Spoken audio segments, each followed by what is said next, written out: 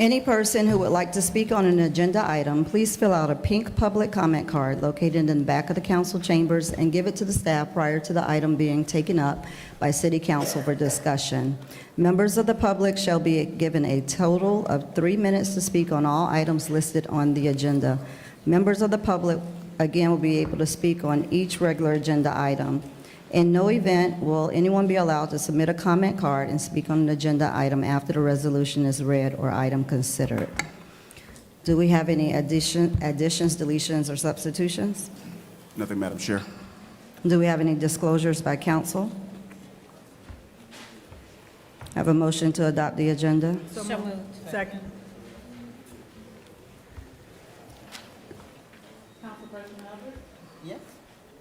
Councilperson Pardo? Yes. Pro Tem Davis Johnson? Yes. Chair Miller Anderson?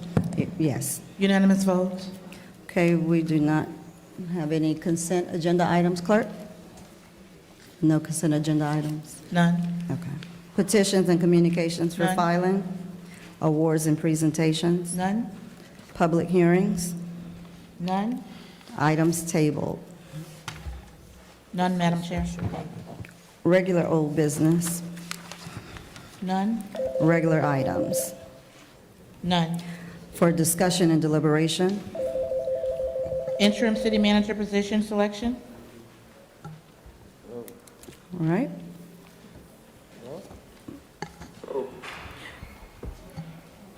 Yeah, councilperson is on the phone. Do they have a microphone? One moment. They said you cannot participate unless there's a medical reason for your absence. Who is it? This is a big record. Hold on now. I can Don't debate that with me. Oh, who's this? It would be the council. The entire council? Yes, sir. When did they say that? You need to talk to them. Can you put the microphone there? Maybe I can. Okay, we have Councilman Davis on the phone. He's trying to call in for the meeting. I do know, hold on, audience. So I do want to, hold on, everybody. Now, I do know, and I have no idea why Mr. Davis is calling in, but I do know that in the past, when we've only been allowed to call in if you have a medical issue. I had bronchitis. I know I called in. I was out of town. I was not allowed to call in because I just wasn't physically present in the city to attend the meeting. I know Ms. Davis Johnson had surgery. She called in, and I believe at one point Ms. Pardo had bronchitis. I'm not sure. I don't recall if she called in that time, though. I did not. Okay. So in the past, and that was under Ms. Pam Ryan, unfortunately, I'm not unable to pull up that far back on my iPad, but it was stated that only if it's a medical need, and I have no idea why Mr. Davis is not able to be here, so I will allow him to speak and explain to us if it's a medical issue as to why he's not present, because that is the only reason why. And I do want to make note, Mr. Bruce Guyton, when he was on council, he had an accident, and so he did speak by phone because of him not being able to come because of a medical issue. So if Mr. Davis has a medical issue, obviously that would be the only exception why a phone call can be made. Madam Chair, Go ahead. it does say due to an extraordinary circumstance. I'm not privy to what the circumstance is, but it speaks about physically being absent. I'm looking at the correspondence that came from the attorney today to Mr. Davis, and he also provided a advisory legal opinion from the Florida Attorney General. So perhaps we should hear from Mr. Davis and then take a look at, I don't know if everybody had an opportunity to take a look at the memorandum as it was provided by the attorney in response to Mr. Davis's request. And I also had a legal opinion from Ms. Ryan back when I had to speak, which it gave no indication that there was any leeway in that, and it was only because of a medical issue that you could call in, not because you're just physically not present to be able to come. So that may be a different legal opinion. Unfortunately, I did not see that email until not too long ago. So I could have pulled that up if I had an opportunity. Unfortunately, I didn't see it until just not too long ago. So maybe there are a few legal opinions out there, and this is just one that might be fitting for this particular event. Well, this is, Madam Chair. this is Florida Attorney General. Right, and the one that I had was similar to that. I mean, that's where it came from, Ms. Ryan at the time, who was on board when I had to do it, so I know I have that one Okay. for myself. Go ahead. The only thing that I was saying, when that was put to the attorney today, and it came from the Florida legal opinion, not from Ms. Ryan or from No, no, Mr. she had one from a legal From opinion. Mr. DeGraffenreich, they Right. went and got a legal opinion. The only thing that I'd like to say is, if there was any, if there was a consent that was given and that the criteria was met, we should go ahead and hear it. If it was something that we couldn't do because it didn't meet the smell test, then I would think that he wouldn't be on the phone now, not that we would get here and decide. I don't think we got here on the dais and decided it ever. It was already decided when we got there that it met the smell test, that, and we would be hearing from the council persons that were on the phone. Well, the only, if it was not, I'm going to be very clear, it was not cleared up until, because I went over to Ms. DeGraffenreich and Ms. Anthony, and they said they were not, they don't know why. So we do need to hear from Mr. Davis. It was not cleared up, because if that was the case, they just would have said, we told him that it meets the criteria, he's sick, And whatever. my point, I and was that's it. saying that should have been done prior to I us agree. getting on the dais. I agree. So not to have to hash it out I here agree. on the dais. I agree, but I did not, I just saw the email. All right, Mr. Davis? Is he there? Mr. Davis, Yes, sir. they wanted you to explain the reasons why you were not here in order to make a determination regarding your participation. Well, the most important issue is that previous council has been allowed to call in if they're not in the air in town. If they're not in town, if there's not a medical issue, I'm not allowed to vote. But I also can chime in and have discussion with my colleagues. I'm not allowed to vote if it's not a medical issue. And that was what I asked Mrs. DeGraffenreich. So if they and Ms. choose White. to do something different, hey, I respect the majority of the council, what they want to do. So he's not voting, he's just going to be on the phone, basically? That's what he said. Okay, well, that's what, Madam Chair. but that was not cleared up. That part I do know is correct. As long as we have a quorum, he can be on the phone, obviously, but he cannot vote. So he understands that, and I'm in agreement with that, because that's exactly what was stated to me. Should we not have a quorum if I couldn't participate? All right? Madam Chair. So that he has the same understanding as I did. He would not be allowed to vote Does if that- there's a vote to be called. Madam Chair, Yes. does that, first of all, I know that what the rulings have been, and you're absolutely correct, it usually is sickness. It's not just because someone is out of town for whatever reason. So I understand that he will not be allowed to vote, but does that mean that he won't be allowed to participate? No, he can participate. He just can't vote. He can participate, but he can't vote. Yeah. I don't think he should be allowed to participate. Simply, well, wait a minute, Well, I because mean, I think, and the reason why, because I haven't seen that in black and white. What I've seen is it has to be usually like sickness, if there's a quorum. Now, if he's participating, then I don't know. That's something that I haven't seen that before, and I haven't read that. Is there something in the, does someone have anything in writing that says that you can participate but you can't vote if you're not sick? Mr. DeGraffenreich. Your Attorney General has not addressed that specifically. I didn't think so. I've never seen it. So we don't have anything one way or the other. Is that what you're saying? That's exactly right, but that same opinion says it's in the judgment of the council of the board that's running the meeting. Well, hold the microphone up. this is my thing.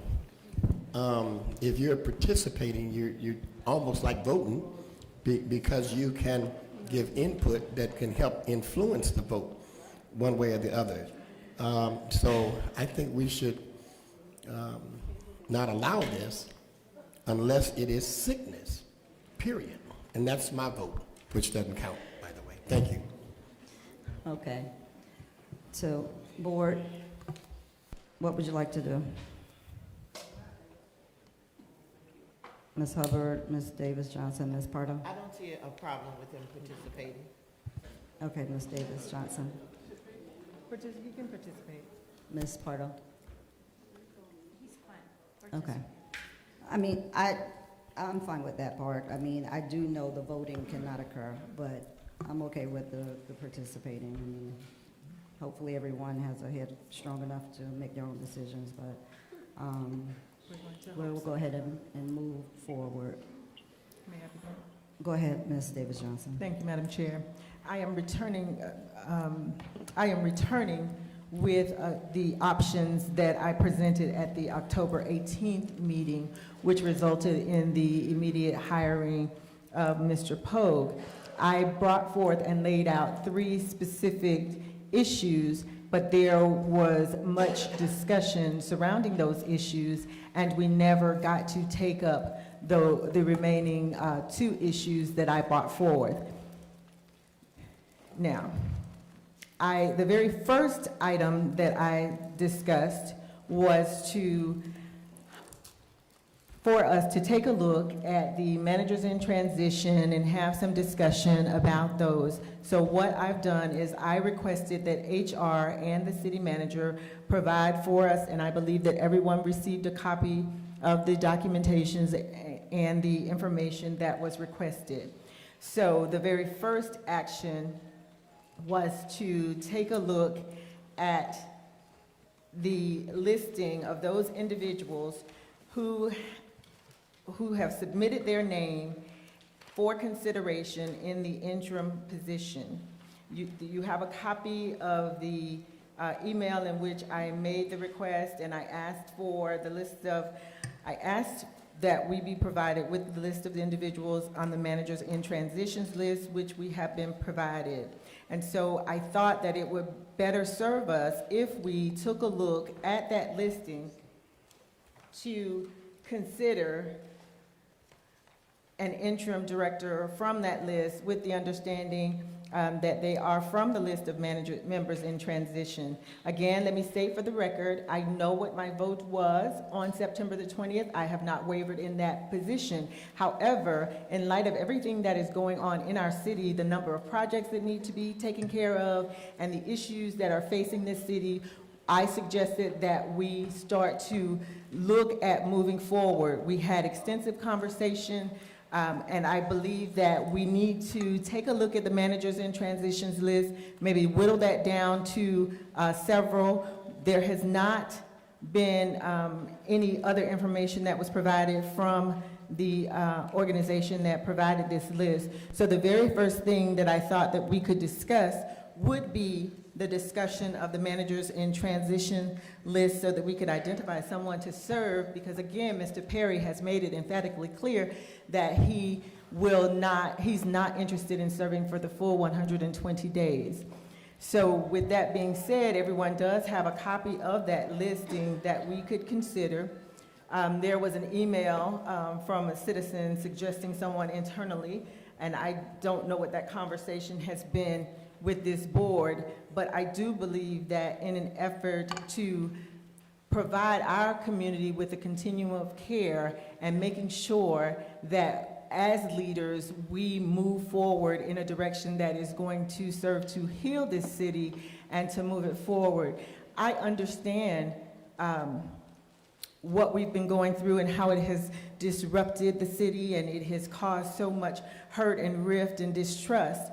But I believe that as elected officials, we need to roll our sleeves up and start moving towards the plan. That was the first issue that I brought forward. And then secondly, I suggested, and of course we're going to have discussion about this, I also made a motion for us to reconsider the candidates from the most recent search.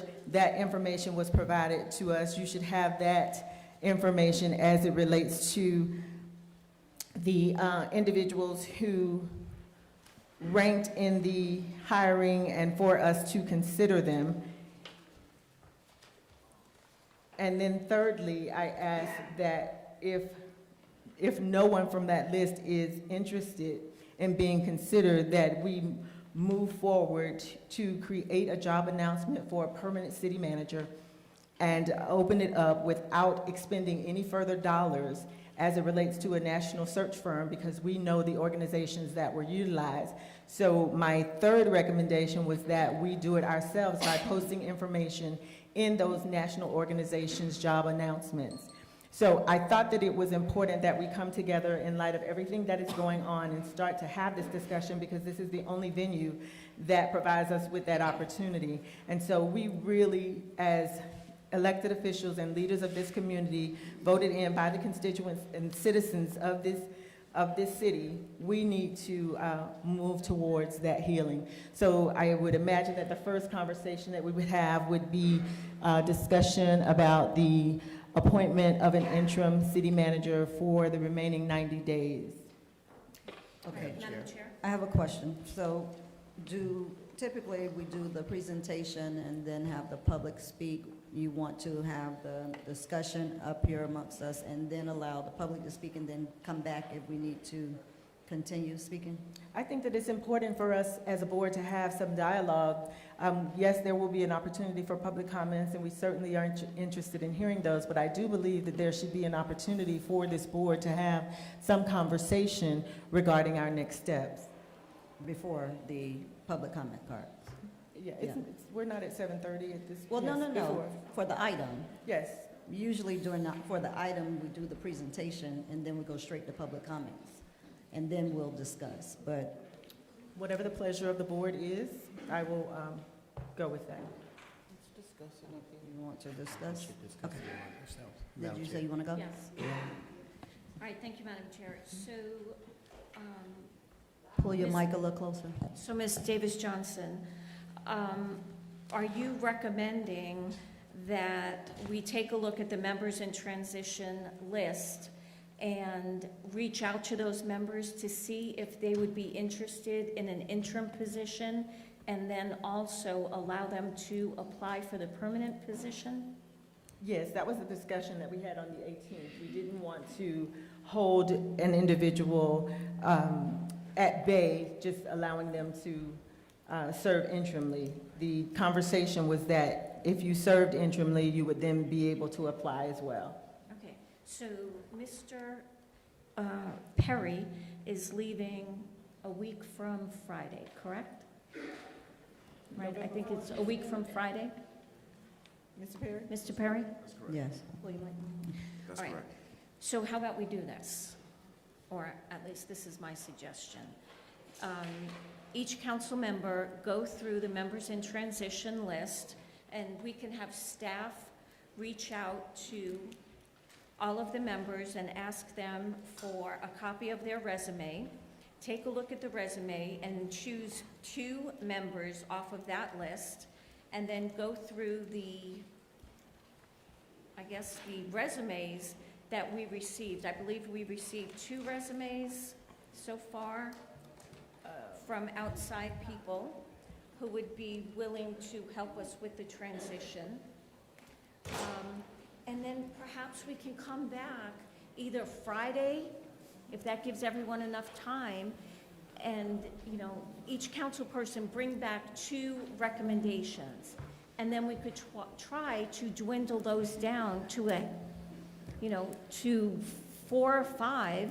Hopefully, we'll all be on the same page once we look at the resumes, and have those individuals come in next week, interview them, and, perhaps we can have them in place the following week. If we're committed to it, we can have special meetings, and we could get someone in place by the end of next week if we really wanted to For do it. interim? For interim. Well, we have, in addition to the managers in transitions list, there were, Right, there's several resumes. there's several resumes. Exactly. Or there is an email of interest Correct. So- offering their services. Right, so go through everything, and each council person bring back 2 recommendations from all of those resumes, and see if we can move forward that way. In addition to, we also have the other 2 candidates, the candidate that ranked second And third, when we did our search back in January, February, whenever it was. You're referring to the interim, Madam Councilwoman? The first, For the interim. The first motion, the first item of discussion is Right. interim. yes. Correct, so this is all about the interim. So if we're able to get all of the resumes tomorrow, have council go through it, possibly have a special meeting on Friday to dwindle the list down, have the candidates come sometime next week, and perhaps Special we can meeting for have... this Friday, the Right. 27th? Correct. And either Thursday or Friday. I would think Friday would give everyone, that extra day So when are to they go gonna- through everything. When are they getting all of the resumes from, you said staff reach out to everyone? No, we're going to have staff reach out to all of the members in transition and ask them to send us a copy of their resume. So that we can look So at them we can before Friday? Go through it, correct. Go through everything. Each council person come back with 2 recommendations and do the interview process sometime next week and hopefully have someone on board. Remember, the majority of these people are not working right now, or they're working as consultants. Madam Chair. Go ahead. So that would be, at this point, that would be my recommendation, and we would be able to have someone in place immediately. Okay. Mr. Mayor? Yes, I'm sure the previous speaker was including the mayor in the selection process as well. But I want to ask Councilwoman Tanya Davis Johnson, you made a motion at the last meeting, I believe, and it failed for a lack of a second that dealt with the interim manager position. Could you refresh my memory as to what that motion was before I go The further? motion that failed, Mr. Mayor, was my request to have someone serve as interim and not allow them to apply. That was the motion that failed. Thank you, and I think that's a good motion. It was good then, and it should be good now, and if it comes up again, I hope it passed. I think the first order of business is that we need to apologize to somebody, to the public. We have become a viral story that we hired someone or offered someone a job without vetting them. That should never, ever happen.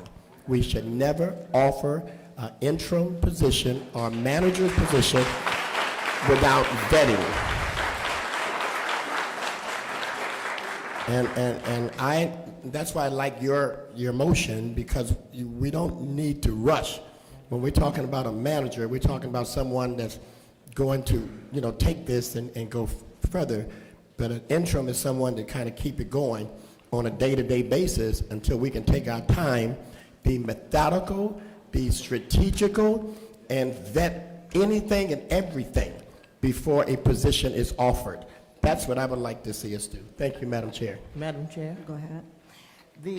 I want to clarify something for the mayor, because I'm sure he's not intentionally misquoting information.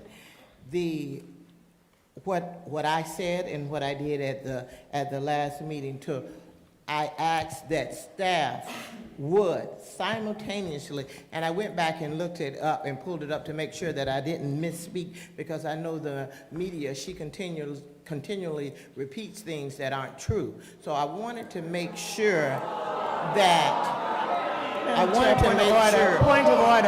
Point of order. Please. Let's keep the comments, the boos down, please. and so I said that interim is what I said, and the interim is what I spoke of in asking for Mr. Pogue to take the interim position to be offered and to discuss while we are looking at his references, as well as doing a simultaneous background check. Now, if you're interested in the truth, you can read that in the record, but if you just want to go with mere hearsay and you have made up your mind, you'll go with that. But the facts of the matter is that I said that we should simultaneously have staff to check his references and do the background check. Some people will often hear what they want to hear. And I think it's irresponsible of us to continue to repeat misinformation, and because we say it often, it's not going to make it true when we have that in our minutes. Madam Chair. So I want us to recall, I'm not finished, Mr. Mayor, it's important to Yes, ma'am. to recall that we did hire Mr. Evans without a background check. We had a very short window of time of getting someone in here on an had a interim background check. basis, and that is Let's what keep it down. and that is what I said that we needed to do. Have our staff do the background check while Mr. Pogue is being talked with by our HR and our city manager. Well, Madam Chair, that's just as bad. Simultaneously means you're doing it at the same time. Nothing should happen. He should have been vetted before we offered the job, if you were offered the job. So either way it goes. Your HR director is the one that said we do not But I think the media offer reported accurately. we do not do the background check, and I've talked to several HR persons until the offer is made simultaneously, Mr. Mayor, and that's how it's always done. People have been on jobs 2 and 3 months before they're asked to leave because something has showed up in their background. So every time that you say something over and over again and it's not true, it doesn't look good. Madam right. Chair? Ms. Pardo? Okay, and one thing we need, Ms. Hubbard, I went back and I looked at the minutes also. So one thing we need to remember is this council voted to ban the box. And when we voted to ban the box, it was to ban it for everyone, not just a select few, not just for residents, it was for everyone. Ban the box. And this city has been in the forefront of trying to restore the rights of convicted felons. And again, it's not just for 1 or 2 people or Riviera Beach residents, it's for all residents. And I would encourage everyone to go and pull that ban the box ordinance and see exactly what it says. If someone is applying, they don't have to tell us that they have a criminal record. It will eventually come out when we go and do the background check. And that's what happened in this instance. Something came out that was 12 years old. The guy, he did what he did. He All did right. what he did. And but was never convicted. Also, right, he wasn't convicted. I can tell you there are some people in this room who have been convicted or accused of things much more, much worse than what this gentleman was arrested for. All right, let's if we bring are- us back No, I'm sorry, ma'am. If you want to discuss it, it's going to be discussed. It needs to be, it's all or nothing. You cannot choose who you're going to ban the box for and who you're going to restore their rights. What's fair is fair, and it needs to be fair for everyone. Madam Chair. Go ahead, Ms. Davis-Johnson. So the purpose of the special meeting Let's was keep it- certainly keep it down under, not please. it was not to rehash what happened on the 18th. We have to have forward movement, and what's going on is we continue to be a city split. We seem to be a council split. We have the citizens who are upset and have voiced their opinions. But that was not the purpose of this meeting. I think that we have spent enough time being negatively reflected in the media, and we don't need to give any additional negativity. So what I'm suggesting is that we talk about the business at hand and the issues that have been brought forward to be discussed. So if we could, from this dais, keep it civil, keep it about the business, I think that will relieve us of some of the negative responses that we are getting. So back to the original statement, we need to discuss what the plan is. Councilwoman Pardo has made her comments known. Commissioner Hubbard has not weighed in, nor have you. And so I believe that we need to have that discussion before we can move on and move any further. Madam Chair. Go ahead. Councilwoman Davis Johnson. My thoughts is that it's a very good list that we have here with the managers in transition. You spoke about the fact that we have current projects that are on the table now that we need to move forward, and I didn't see, I guess, any in-house persons that were on the list or the resumes thereof. And I was thinking that in order to move it forward, that might be a consideration too, that we grab a couple of in-house resumes for, that have the background to get our projects moving that each of us have. Okay, and I'll be very brief on mine, and then after we speak with the public, and then we'll have our final discussion, then we can go a little deeper. But I personally am looking for Mr. Evans to come back. That is still an option for me.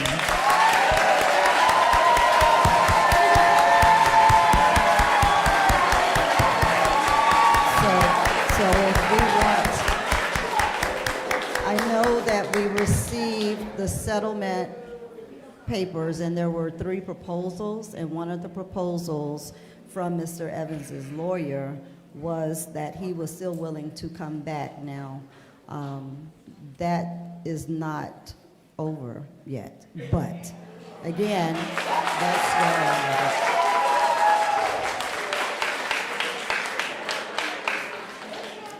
All right, so anyone else? Madam Chair? Yes. So the only thing I'll say is, the vote came to us 3 times already. Say that again? I said, we voted 3 times already. Okay, that's fine. So at what point do you respect the majority? Okay. I think Anyone else? To continue to keep the crowd hyped up about this and to Exactly. keep bringing them back, I think it's irresponsible disservice. Okay. on its face. So we, You're not in the if we're microphone. gonna move Pull your forward. mic up. If we're going to do as Councilwoman Davis Johnson asked, let's move forward, then let's do that. Let's move forward. Okay, well, you all asked what was my suggestion. That was my suggestion. And so when you get to a point to vote, and it is when we have our special meeting, if that is what we lead ourselves to, then on Friday, I will provide you with my information. But as of today, that is where I am. And I understand, I'm not doing this for the crowd. This is what I feel. This is what I Madam Chair? feel. Yes. Madam Chair, Go ahead. we've had this discussion. Madam Chair, I'm going to ask that you either you reread the responsibility of conduct, or we need to move forward with the language as it's stated in there, because we need to conduct the business, your business. We need to do that, and we can't do that with the outburst. And I understand that you're passionate about what it is that you want, but I would ask that you please abide by the code of conduct and call point of order, because we have to get through this. It would be disingenuous for us to have citizens here all night because we've gone back and forth. So if you want to go to public comment card at this particular point, let's go to public comment card. But at the end of the comment cards, we need to be able to make a decision and move forward so that we can carry on the business of the city. And we will. And, but that doesn't change my position. I'm not asking you to Right, change your position, right, okay. Madam And Chair. I that's never what we're- once asked that. That's why I asked that we want to go ahead and go to public comment. Let's so go to that we public can comment move card, on. please. All right, ready for public comment. Norm Adams, Bonnie Larson, Brian O'Brien.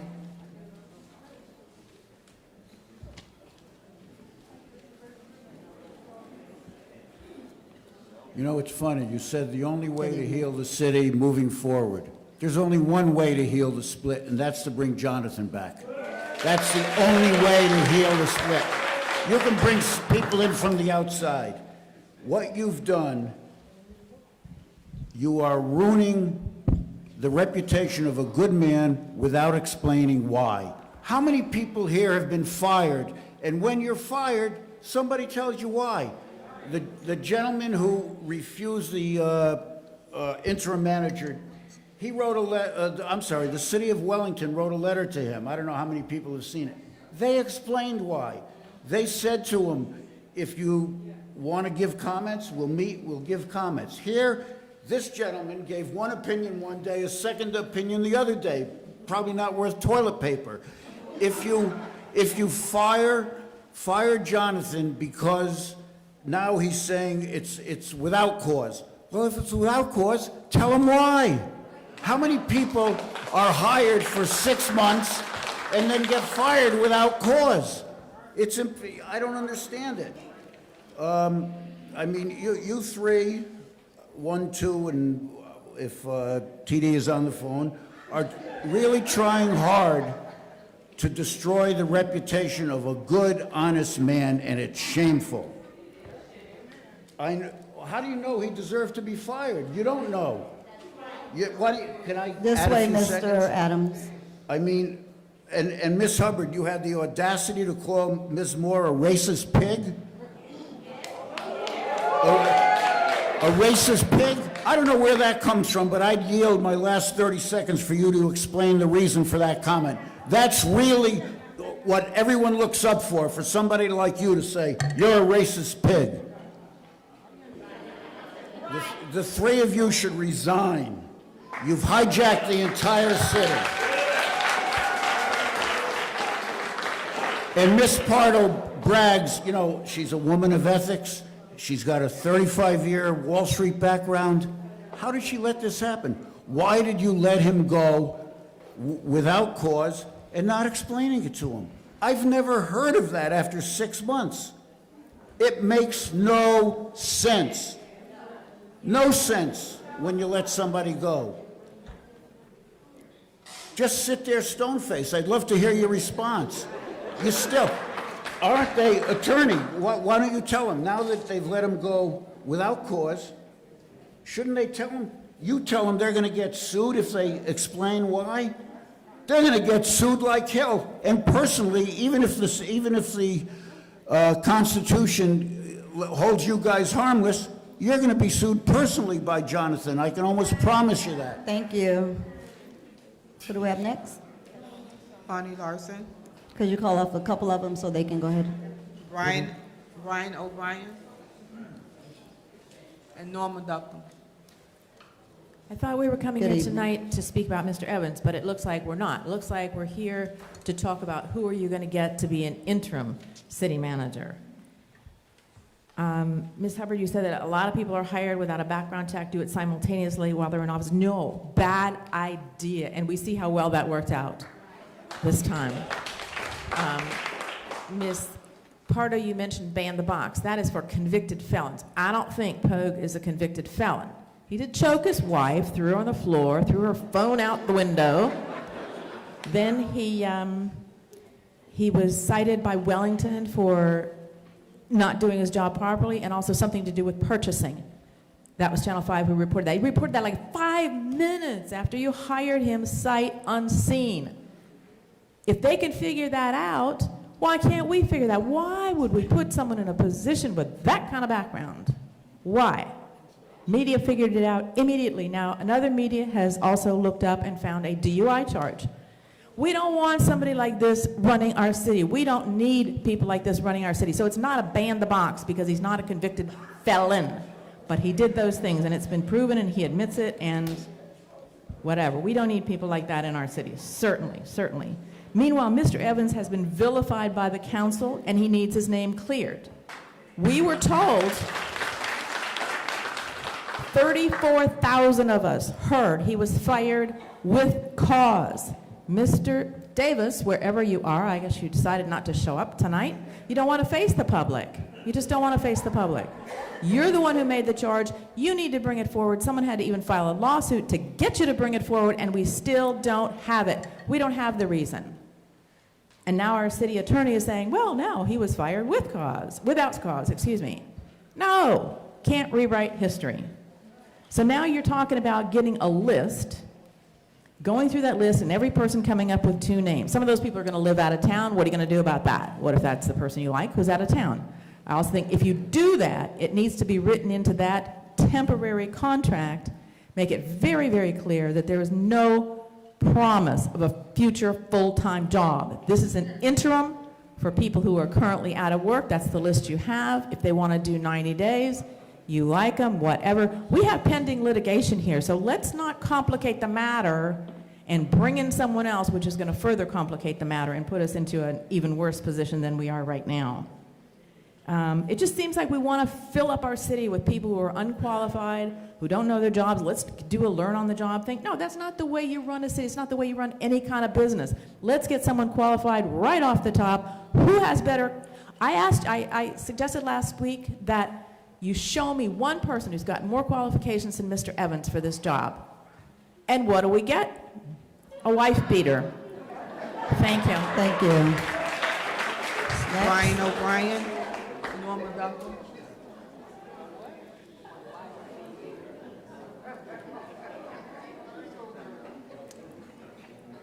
Good evening, Mr. Mayor, Good Council. Good evening. Councilman Terrence Davis, are you there? Go ahead, sir. Well, your time is running. Councilman Terrence Davis, are you there? Is Councilman Terrence Davis in this meeting? I would like to ask for an explanation. I was given an agenda for tonight's meeting. It's 2 pages. You're missing something. You're missing the explanation for why you are here. Why are you looking for a new city manager? You have a good city manager. The man sitting right there. It's amazing to me that he's willing to go back to work in this city. But I'm hopeful because it speaks volumes for the people of this city. The people of this city have heart. The people of this city know what's right. And the people of this city have been failed by their government. It's not a rare circumstance because we're watching some of the same moves at the national level.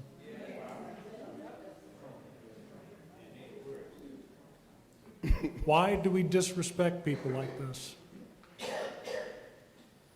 I'd like to give 30 seconds of my time to United States service members. Yes. And I'd like to dedicate that time to LaDavid Johnson and his widow and his children and his family. Why?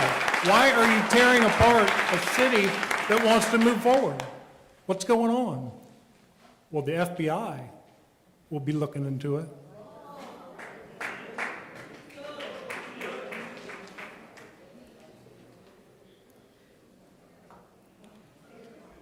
For our service members.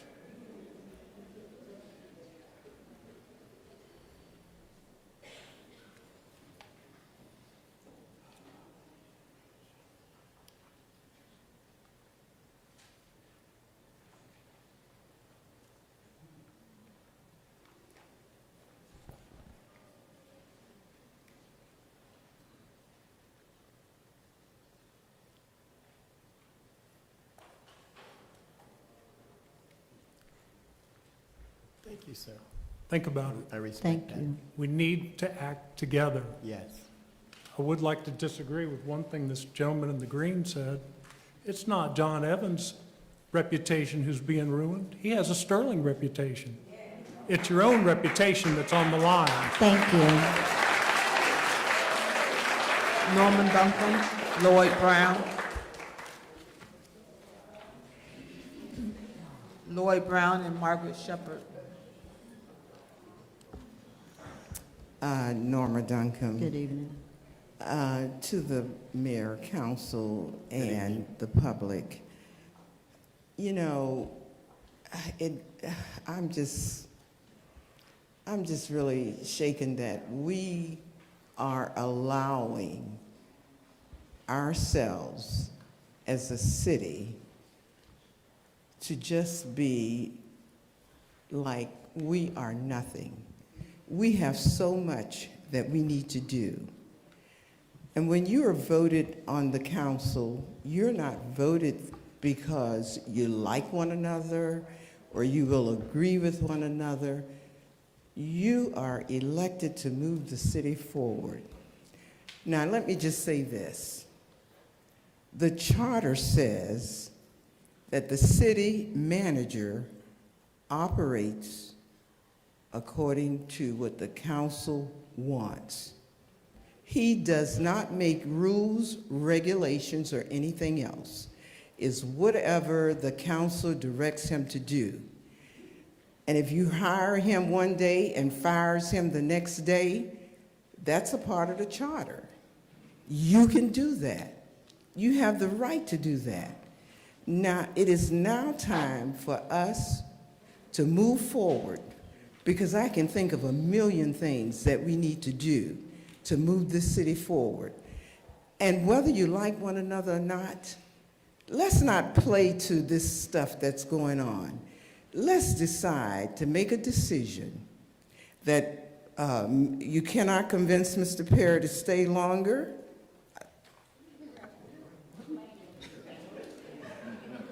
He won't even look up this way. You can't convince him to stay a couple of more weeks or whatever. I mean, Mr. Perry, do you plan to fly out to Europe or something? You can't stay a little bit longer so we can move forward. People, I don't know about you, but this is a gold mine that we're sitting on. And we are allowing ourselves to be pulled apart. I don't have to like you to understand that I want to move this city forward. And you know, let's not say those things to rile things up. Let's move forward. Mr. Perry, you can stay another month. It's not going to kill you. You are obligated to the city. Mr. Perry, you have been with the city going all the way back to your other position. You owe us that. So you need to stay here and then let them get busy with finding somebody to be the city manager. I thank you. Thank you. I'm sorry. Go ahead. Lloyd Brown, Margaret Shepherd. Hello, my name is Lloyd Brown, and you know, I was looking in the paper and I saw this thing. It said, under our form of government, the only power the government has is the power that we, the people, give to the government. And it seemed like we, the people, we're not giving you the power, but you're taking power. You know, you're doing what you want to do. You're not doing what we want. And as far as Mr. Evans, you know, I don't even know the man that well. But all I know is I heard people in the city, the employees, because, see, where I live at the park department, they come through there all the time. And you know who they talk about? They talk about Mr. Evans. And they always saying something. He come out and he talked to us. And I mean, it seemed like they were like nervous at first before we had a city manager, and it seemed like once they got him in, these guys were relaxed. You think they were smoking marijuana, they were so calm. And I'm just saying, you know, and that's not the point I'm saying. I'm just saying they were relaxed because they had a man in there who was helping these people out. And you know, see, I had a problem with this home, you know, that they built, and they didn't do any inspections. And like, I've been coming over here ever since, I don't know the first lady who was the city manager, but I've been over here to see her about it, and she didn't do anything. And then now here it is, this man started to give me a hand, and y'all ready to kick him out. And I'm saying he was the only person to look into my situation. I mean, I'm living in a house that you can't get no insurance on. I got stuff all in the yard, because I'll tell you like this, same way you don't abide by your rules, I don't abide by them either. So you know, it's like, I really don't even like coming up here, honestly, to be talking about anything, because to me, it's like a waste of time. Because the things that these council people in this district fight for, you know, those people over there I know, they don't know squat about nothing going on over here. You know, they ask me, are they still trying to get them to rescind their votes on the man for firing him? See, the people in here might know this, but see, you got about 30 or 40 or 50 stores in Riviera Beach that has about 30 or 40, 50 people, and they just like this Davis guy and the felon, you know, felons, they're in the same situation. See, he can speak and put in, but he can't vote, so he knows how a felon feels. And see, that means to me, what I'm trying to say is felons put in to the system. I don't know about the black box and none of that, but felons put in, and they have the same rights. They have the same rights that everybody else have. Because you know what? None of those bridges, none of those roads, none of those highways, and we might have had 4 or 5 black presidents if these felons would have been able to vote. But I just want to show you one little article. I know time up in the paper. They got a prison here, and they got a drug treatment center here. All the arms and hands that are sticking out of the drug treatment center are white. And you know which hands are sticking out of the prison? The black hands. See, this started way back. Thank you, Mr. Way Brown. back. Thank you. Margaret Shepherd, W. Craig Lawson. Margaret Shepherd, Riviera Beach. Good evening. To all of you in your respectful places, I am very saddened by what's going on in the city. When my cousin Clara King Williams was the mayor, I remember one city manager, I think his name was Hatcher, and almost the identical thing happened. There was an uproar in this city. If I clearly remember a Bible verse, it said, "Put not thy trust in man, because man will fail you." I don't know Jonathan Evans. I had a 30-minute conversation with him, but do I put my trust in man? No, I don't. I remember coming into this marina, and I saw Trodrick McCoy and Mr. Evans sitting here, had their heads together. I never told nobody this story. And when I saw them talking, and Trodrick McCoy is banned the box, I'm telling you that much. And, oh yeah, I got papers. And when I saw them putting their heads together and talking, and the papers were going back and forth, I felt dirty. I felt like I was in this meeting at the Charter Review. I got up and left that meeting immediately. I didn't want nobody to call. So, yeah, Ms. Shepherd was there. You know how the street committee too, they see you one place and they, yep, she was there. And yes, I was there. But I want to tell you one thing. It's time to move this city forward. It is time to move the city. You got your attorney. You're beating up your attorney. You're beating up your mayor. You're beating up everybody, but you got to get this in order by getting a manager in here with morals, with some type, you know, I didn't say nothing while you all were talking. I really didn't. This is really bothering me that our city is a jewel in the rough. And you know what? If we don't stop, we're going to tear our own self down. Jonathan Evans, he just moved here. Some of you all have been here 20 and 30 and 40 years. Some of the seniors have lost their house. Why aren't we visualizing how we could help the people? People that just can't help themselves. He just been here 6 months. I had people married 30 and 40 years, and they break up. And I said, well, why did you break up? Now, they've been together 30 years. They said, well, we wasn't in love anymore. But this man come to the city for 6 months, and everybody's in love.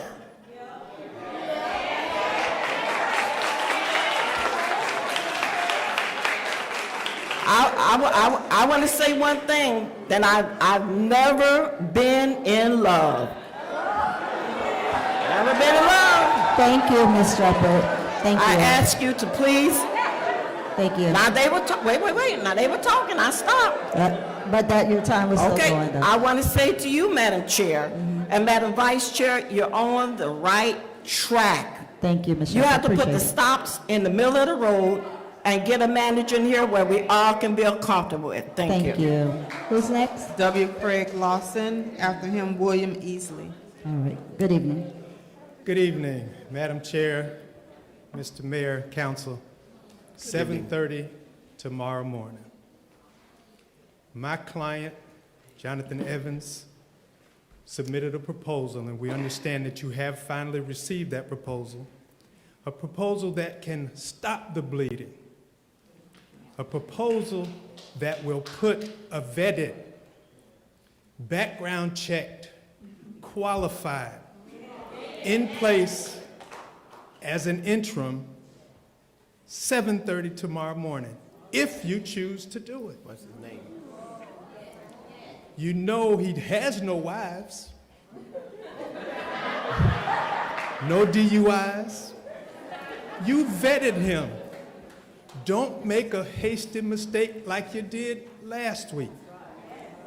7:30 tomorrow morning. He's willing, he's ready, and he's able, and you know he's qualified.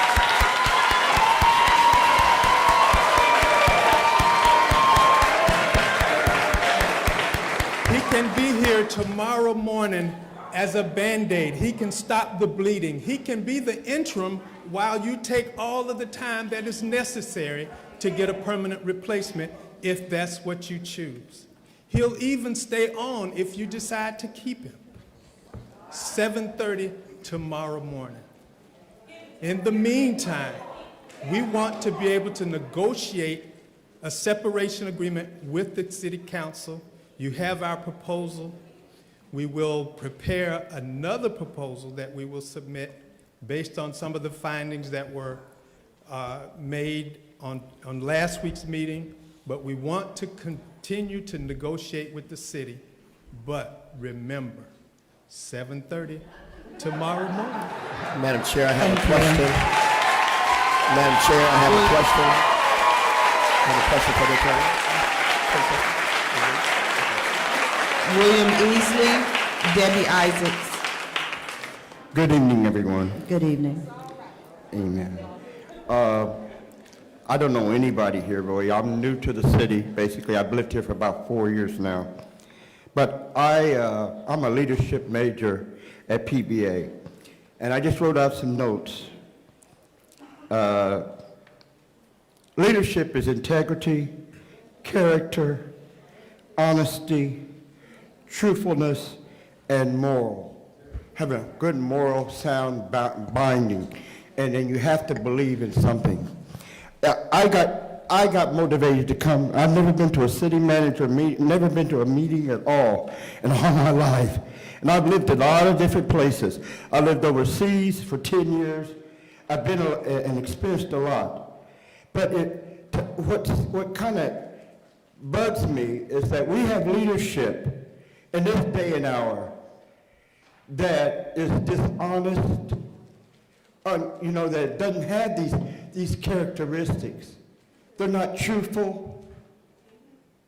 And someone told me that's from here and grew up here that they're all crooked. That's what they told me.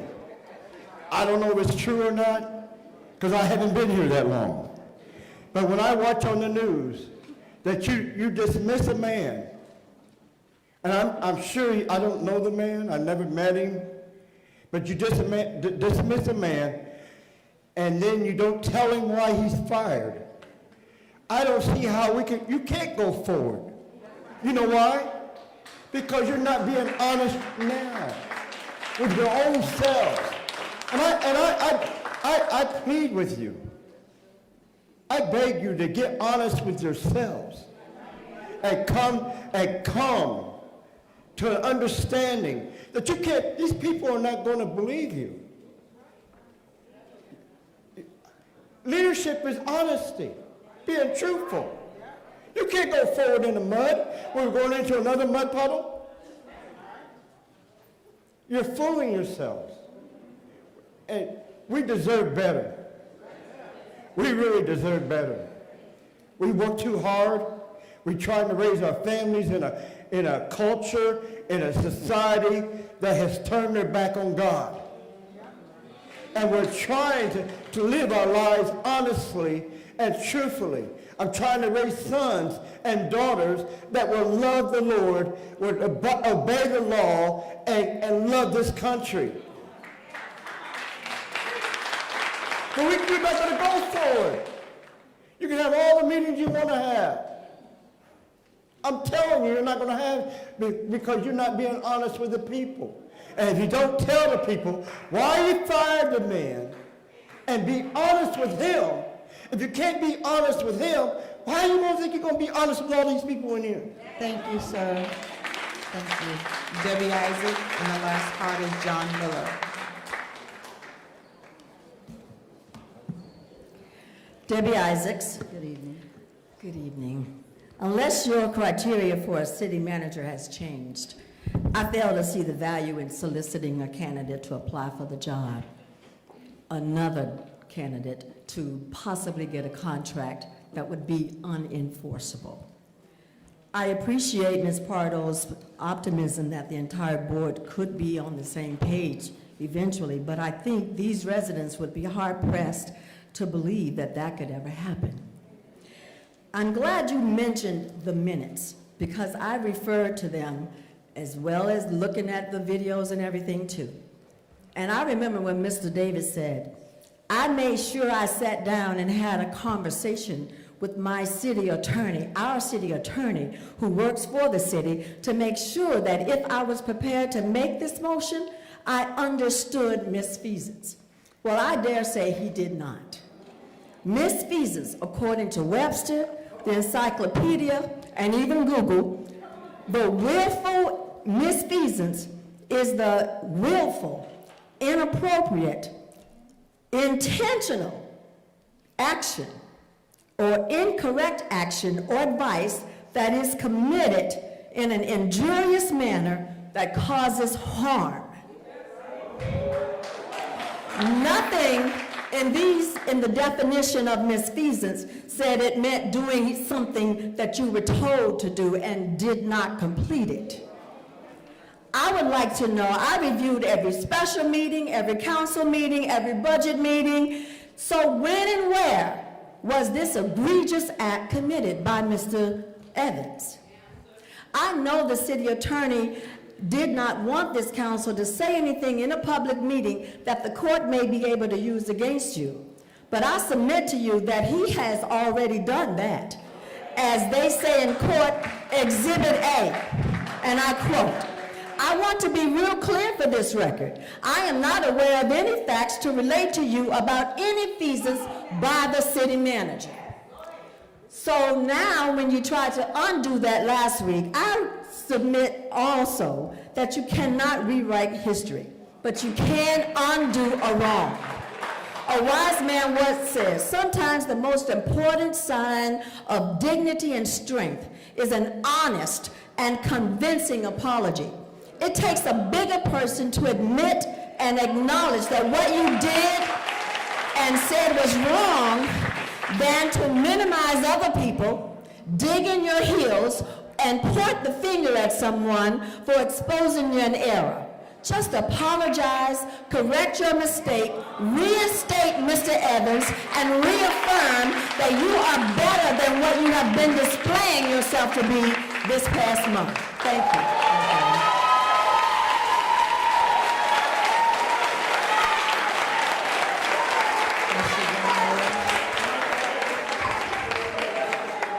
John Miller, 1290 Manor Drive. Hey, look over here, please. Dawn, you represent me. She'll never look.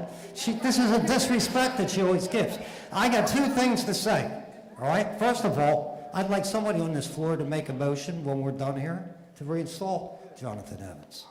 Now, if that doesn't pass, which I doubt that it will, Mr. Sherman, sitting right over there, stay right in-house and let him be the interim manager. Period. And then go for somebody else. Don't rush like Miss Porter. Look, she's not looking at me. It's disrespect. She loves doing this. She constantly does this. Take a look. Do you know that she represents 33,000 people? This is what she told Mayor Masters, the night that she made the third vote to fire him. And then she said that she was tough. You know what tough is? Standing up here. It's standing up here and speaking your mind. And I was at the COSI meeting a week and a half ago, and she got up again, Masters, you were there, Mayor. Again, she said how tough she is, because she worked on the floor with 75 type A men. That makes you tough? No, a tough person is wise with wisdom, period. And yes, when they make a mistake, they stand up and they say you made a mistake. Now, Ms. Hubbard, I backed you. People attacked me this week. Said, what? Look at that. You pushed Hubbard. It was her friends that said it to me. All right? because they were against all of his. And I voted and backed everyone that's up there but her, because nobody runs against her. Period. Right? You know why I did that? Because we need a cop on Single Island that never leaves over there. Period. And they all promised they would do this for me, but they didn't do it. Right? So now I get attacked because I backed somebody. Let me tell you something. She's been in here for 10 years. She made that vote, that third vote. Don't you ever forget that she made the third vote, and that she made the third vote to bring a person in that wasn't even background. You don't hire a dog catcher without seeing who they are. I worked construction all my life up through the trades and became a project manager, construction project manager. Don't ask me how I did it, but I was successful. But I'm going to tell you this. You don't, in other words, you don't go around and act tough. You treat people with respect. And you know what, I was very successful because that's how I treated people. I don't care what their color is. I don't care what kind of car they drive. Do the right thing, put Evans back in, and get rid of her.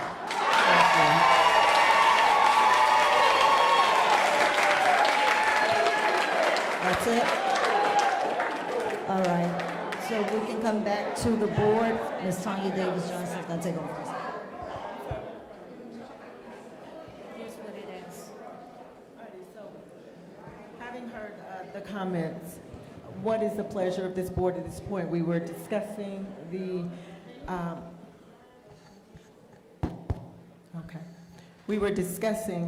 the managers in transition along with the names of the individuals who have submitted resumes to us who have expressed interest. Comment from the board, please. Yes, Mr. Mayor. I will speak for the office of the mayor. As you stated, having heard the comments and having heard from the people, I don't think that we're going to be able to contain the feelings of the people, the input or the feedback from the people. I think that if we don't do what's right or attempt to do what's right, it's not going to get better. It's going to get worse. You will probably end up seeing what's happening in Congress when people refuse to leave, when they started protesting in the midst of the meeting, they had to be dragged out. You'll probably see marches and demonstrations and protesting. And tonight, for the first time, I see more people concerned about what is going on here.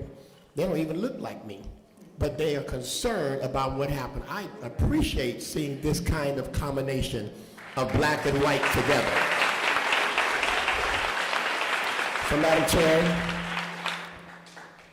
I would like to see, especially since we don't have Mr. Davis on the phone, so that's one vote that we don't have to worry about tonight. My pleasure is for someone on this council, even if it doesn't pass, there ought to be a record of it. Someone make a motion, someone second the motion, that Mr. Jonathan Evans be the interim city manager, point blank period. If you're not going to make it for the manager, which I wish you would, but since the subject is interim manager, and I heard clearly his attorney tonight said that it's 7:30 in the morning, and I want to say like my grandmother said, 7:30 in the morning, that Mr. Evans could be on the job as an interim manager. Is that right, Mr. Attorney? You did say that? Yes, I did. Okay, I would like to see a motion made, even if it's 2-2. It ought to be made, and maybe somebody, if, maybe I could break it, I don't know, but I wish I could. I don't know if the charter says I can, but I'll break it anyhow, just for the record. But my statement in conclusion, Madam Chair, having heard from the people, and this is not all the people, it's people, I would tell you, most of the people of this city, a supermajority of the people of this city, on both sides of the bridge, would like to see Jonathan Evans reinstated. Period. I see that. Mr. Mayor. So that's what I would like, that is my pleasure for this council to do the right thing. Thank you for And do it. And Madam Chair, let me just say one more thing. It doesn't take a rocket science degree for me to figure out that everything that has happened, that has gone viral, is because we treated a man unjustly. Until we do it right, it's not going to turn out right. Thank you. Thank you, Madam Chair. Thank you. Your chair is returned. So, Madam Chair? Yes. Okay. So Ms. Davis-Johnson, I put my recommendation out there. And does anyone else have a recommendation? What was your recommendation? My recommendation was to go through the resumes that we received, have staff reach out to the members in transition, get a copy of their resume, attempt to get it to all the council by tomorrow, have the council review all of the resumes, bring back 2 recommendations at a special meeting to be held this coming Friday, and we all dwindle those resumes down and bring in, the top 3 or top 4 next week. And those will be the, hopefully we'll be able to have a recommendation on who to hire as the interim. Okay. All right, so let me ask, it's 7:37. Would you all like to go ahead and go with public comment, or do you want to continue out this item? I'd like to finish this Finish item. this item out? What about you? I'd like to finish. Ms. Davis? I agree we should finish. Okay. So anyway, that's my recommendation. I haven't really All heard right, anything so else. are you making a motion, or are we still figuring out what the recommendations are? I'd like to hear from the rest of my colleagues. All right. Go ahead, Ms. Hubbard. As I said before, mine still stands. I think the only addition that needs to be made is that if there's any internal persons that are interested, that they be allowed to submit their application, their resume as well. We did have a couple of people in-house that thought that they might want to throw their hat in the ring. So I can go along with that if that's what the pleasure of the board. Ms. Davis-Johnson. That is my. 1 second. Go ahead. That was a part of my original comments, opening up the meeting. And if I may just say, it is absolutely wonderful to see the number of people that are here tonight. It would equally be wonderful when we are facing the tougher issues as well. And I understand that there is a commitment and that there is a deep respect for our city manager. But here's what has happened. And we are perpetuating and giving information and further inflaming the situation from the city's perspective.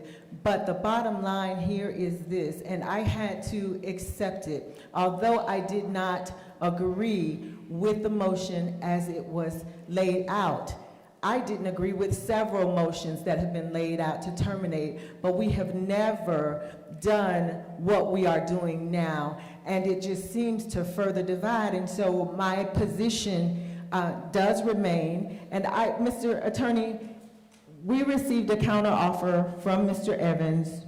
We did the authorization for severance. We have that counteroffer. I understand that in the counteroffer there was that decision to return, but there was also a monetary issue, and then there were some other things which naturally the citizens are not privy to. But how does that fare in what Mr. Mayor is suggesting at this point? I mean, do you go back and enter into an agreement when we are in having this discussion about closing out and settling? I can't see it. I've never seen it done before. Hear you.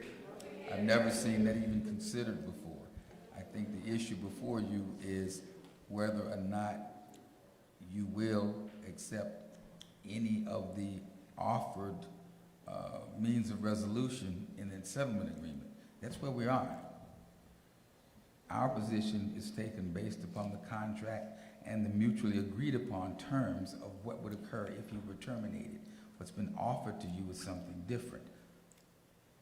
Whether you want to address those issues at all is subject to your decision.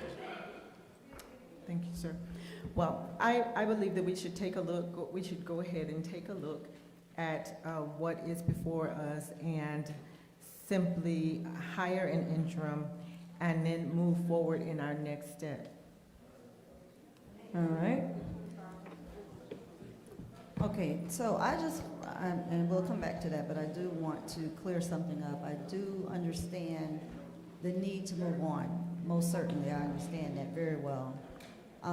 However, the concern that I'm hearing right now, or I've heard earlier, is that I was a part of the firing of Ruth Jones. I was a part of the firing of Tony Brown, but I want to be very clear that it was stated very clearly why I voted to terminate them.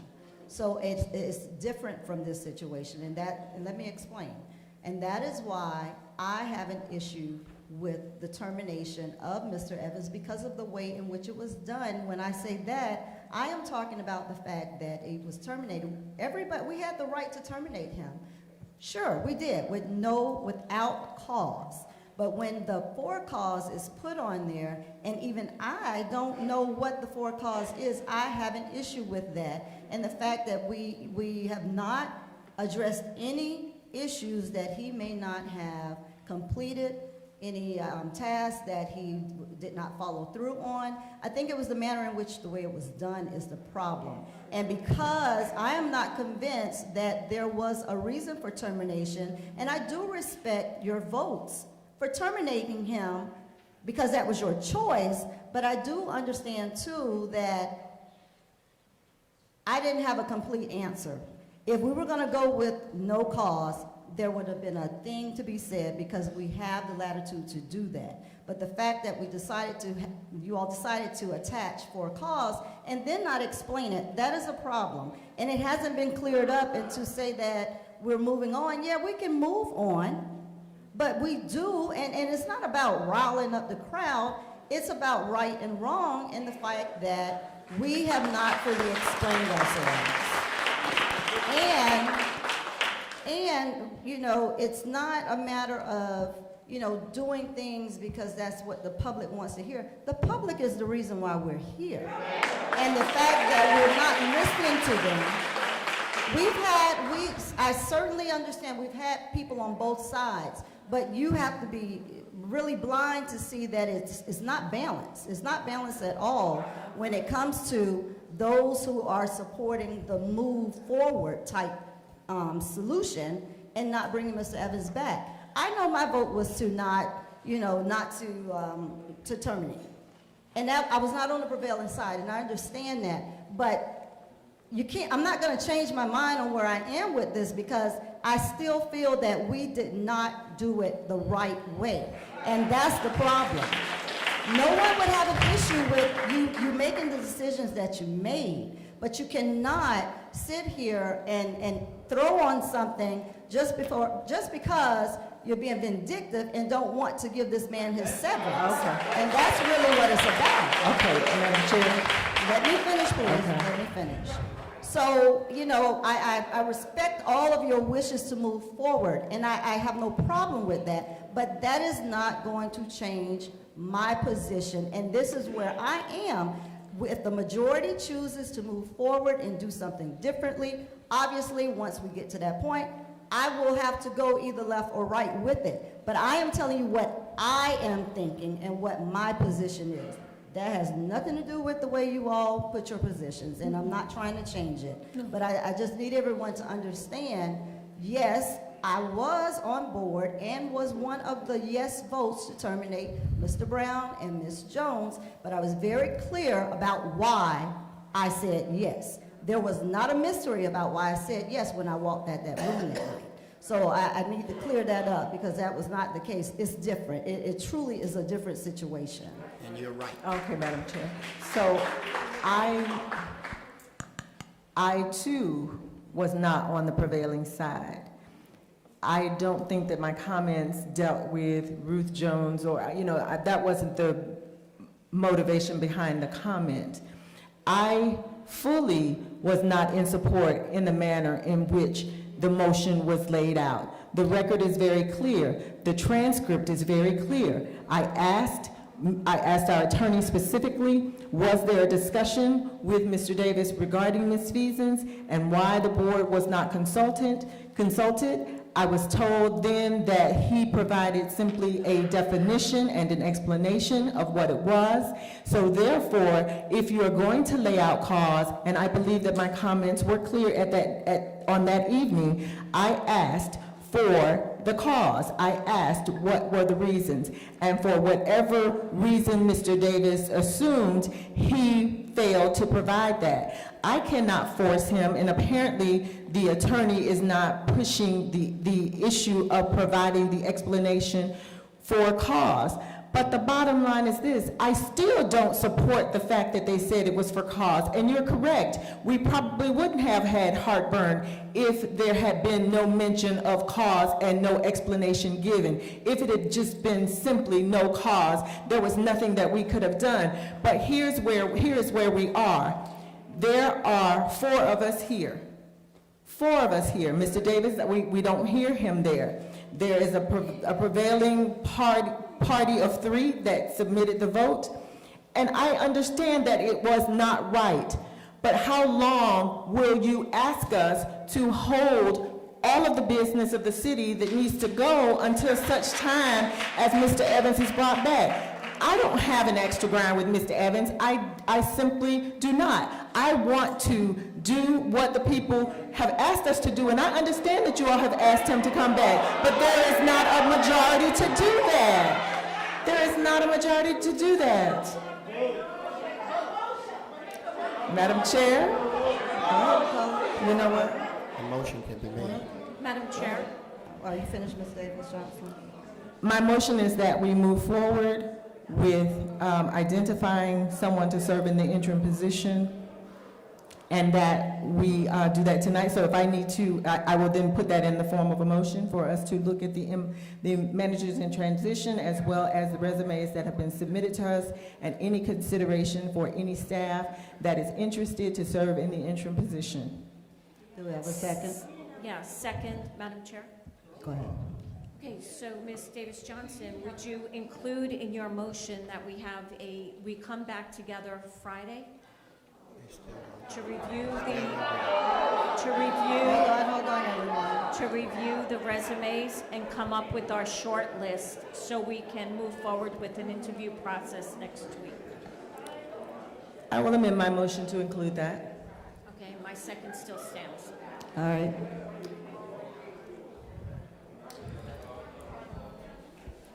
Madam Clerk? Councilperson Hubbard? Yes. Councilperson Pardo? Yes. Pro Tem Davis-Johnson? Yes. Chair Miller Anderson? No. That motion is approved with Councilperson Miller Anderson dissenting. All right, so we're going to go to our public comments.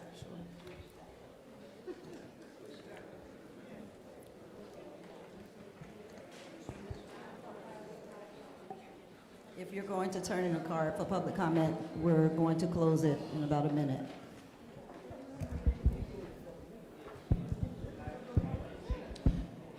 John Miller, Ralph Franklin, L.V. Sylvester III. And please pay attention to your 3 minutes so that we can get through the cards. Who's first? John Miller, Okay. Ralph Franklin. John Miller, I won't be so animated this time. Let me say this. I do truly respect the 3 votes. I don't agree with it. I don't think that a lot of people out here do either, but it got passed. Where's Wanda at? Wanda. Look, as a citizen of the city of Riviera Beach, Wanda, I personally apologize to you for what was said by Ms. Hubbard on television. And I know that 99.75% of the people in the city, doesn't matter what color, are with me, because it was appalling. Ms. Hubbard, I don't know of any job, I don't know of any profession, I don't know of any company that you would have got fired immediately for what you did. Because what you did is you put us in jeopardy. You talk about moving on. How do you figure that's moving on? Saying that to that woman because she investigated and found out that about Mr. Pogue. But you know what? Let me talk about Mr. Pogue. I have nothing against Mr. Pogue. The problem with Mr. Pogue is he was set up by the three people who put him in. You know why? Because they didn't even know him. They didn't even know the guy. You can't, I'm telling you, you can't get a job in construction without them knowing who you are. All right? Seriously. And the other thing is, I'm going to make a suggestion, and tell me if this makes sense. You tell me. If, when people run for office, that they're not background checked. Do you want people handling all this money telling the city manager, whoever it is? If you don't know about them? Also, I think we should be drug tested. I got no problem with that.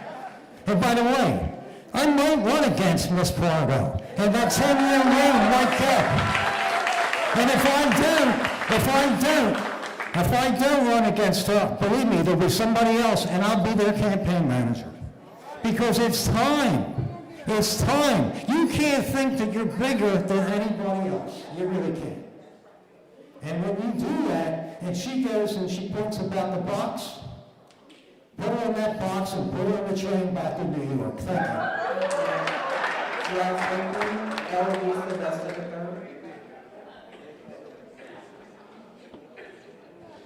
Good evening, Madam Chair. Good evening. Honorable Mayor and councilperson. Good evening. I'm an angry, retired 31-year police officer. I'm very embarrassed. I'm hurt. I live in the village of Royal Palm. I have yet to see this many cameras ever at one of our council meetings. My neighbors inundated me, calling my city a Jerry Springer show. This is embarrassing. When you talk about the city of Riviera Beach Police Department, you hurts me. When I retired in police force in 1998, I worked 7 years for the Office of the Public Defender. They had a standing order at the Public Defender's Office. Don't talk about Riviera Beach Police Department. In 1971, I was shot on duty under my heart. I could have retired, but I chose to continue working.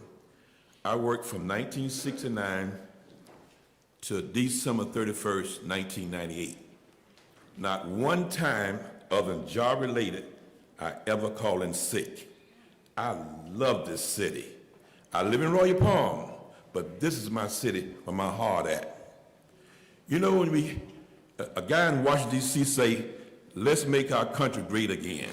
This country is more divided now since I was a young boy. Riviera is divided. What you're doing, you're running business people out of this town. We got the ocean. We got one of the best beaches in the state of Florida. When I ride down Silver Beach Road, and I look to the north, a little old town called Lake Park, got business running all up and down Congress. When you're coming out of beautiful village of Royal Palm, it's a road called State Road 7. When you go to Golden Corral, that's State Road 7. If you go southbound in our village, all over our village, business popping up everywhere. So when you got a town divided, a house divided won't last. The Bible tell you that, right, Bishop? A house that divided won't last. We're divided. We need to stop this clowning. Because you're not spending your money out your pocket. You're spending taxpayers' money.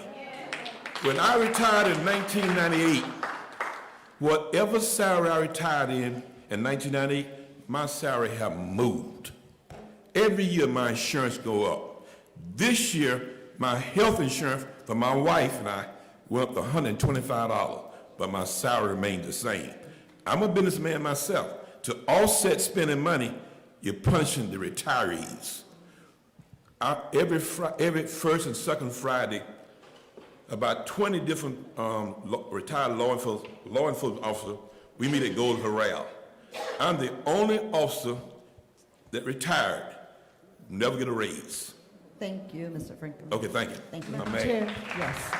If I may, I want to place into the record, you nor I, not being prevailing members on that vote, we cannot bring a vote forward, and I need to make sure that everyone understands that. With us not being a part of the prevailing vote, we cannot bring the item up for an action. That would have to happen by one of the individuals who made the vote, and that needs to be clear. And so, you know, I am simply wanting to make sure that we understand, and I know that you understand, but we have to let the audience know that you nor I cannot overturn that motion because we were not on the prevailing side. So that a motion to reinstate would need to come from those individuals who were a part of that prevailing vote. And I just needed to state that for the record. Madam Chair, I need Go to ahead. state, no, hold on, please, Madam Chair. Yes. It doesn't have to be a motion to reinstate.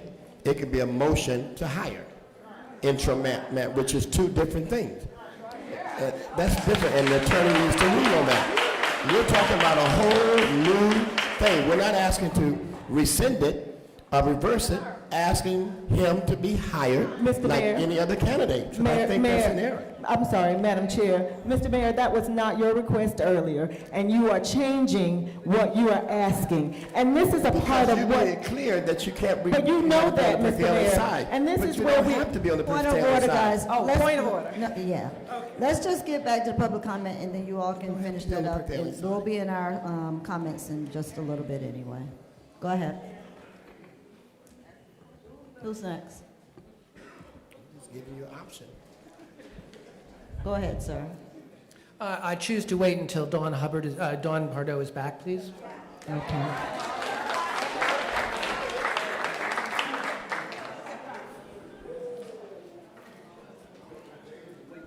Well, I do want to say something. I know that I have heard from numerous residents that are concerned that during public comment, some of the council members are leaving out and are gone for a long duration. I have heard that. I know that I go out frequently, but I come right back because I'm only running to the restroom. Those of you that really know me, you will know, and you know that about me. But I have had that concern from some people, and so I don't have a problem, and if you do, we can certainly change that. That if it's that people want to make the comment for the person they want, whoever they want to hear it, then I don't have a problem with them putting it back. Okay, so if that's not the pleasure of the board, then we can certainly move on. But I do understand that that is a concern for some. And I think as council people, we're not gonna always want to hear everything, when we're not gonna always like everything, but we do at least owe them to sit here and listen. We can move on. So if that is not, if you all are not in favor of waiting until she come back or putting his card at the back and moving on with the others, then we can certainly move on. I'll go ahead without All her. right, thank you. Because that seems to be a regular thing with her. First of all, you spoke of decorum earlier, and I would like to just say to Ms. Hubbard, one of our council members, you were filmed by calling TV reporter Wanda Moore a racist pig twice. I believe that your behavior was absolutely inexcusable and inappropriate for an elected official.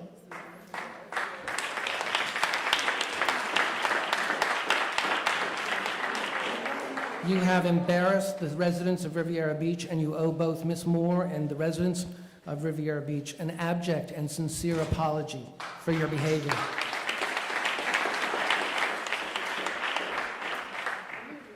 This council and this town is not going to be able to find any closure until you come up with reasons why you decided to dismiss Jonathan Evans for cause. You can try to move on all you want, but you're not going to get the closure that you need to move on. This town is very, very much divided on that.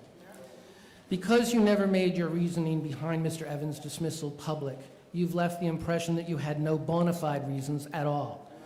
But you did it for cause, initially. That's the problem. Some residents have concluded that the dismissal was, in fact, retaliation because the former city manager questioned your expenditures or spending requests made by members of the city council, or that there's a secret nefarious movement afoot to appoint someone else. This is what our conclusions are because you have not been forthcoming in your reasoning. This is wrong. The midnight motion to hire an interim city manager without proper vetting, interview, or background check further compounded the situation you have created for our city. That appointment resulted in the city of Riviera Beach becoming an even greater laughingstock than it had been. The action was an absolute embarrassment to the citizens. The 3 council members, Mr. Davis, Ms. Hubbard, and Ms. Pardo, who perpetrated this fiasco, have effectively mired our city in scandal, innuendo, lack of transparency, and chaos. Your actions have been unacceptable. Thank you. Thank you.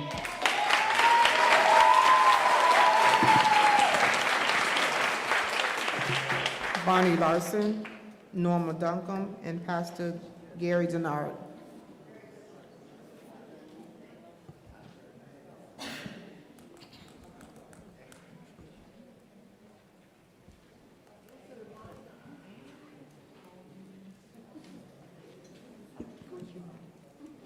Ms. Davis-Johnson, you and I had a little disagreement last week. You said I was misinterpreting, reading between the lines. And I've always praised you for asking questions. You ask questions when maybe one other person does, and I appreciate that. That's the way it should be. If we just go with one person says we're going to do this, then there's only one person thinking on the council. But you usually ask the question, but you did exactly what you said. You said you didn't vote to fire Mr. Evans, but you said you liked the guy from Chicago. So that tells me you don't want Mr. Evans, you want the guy from Chicago. So I don't think I misinterpreted anything there.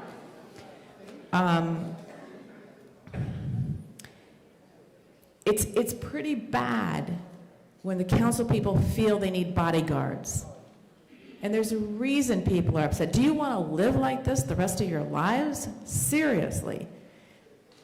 People, employees are getting their own attorneys. Doesn't that tell you something's wrong? I want to go back and do a little history. There was a retreat earlier this year. It was not on the agenda to hire a city attorney, but obviously a couple people on the council knew that was going to happen because Mr. DeGraffenreich and another gentleman who often applies for positions with the city were in attendance. Then it was brought up, let's hire a city attorney. And Ms. Davis-Johnson, you said, what's the rush? Thank you for that. People knew. Some of you knew, some of you didn't know that was going to come up.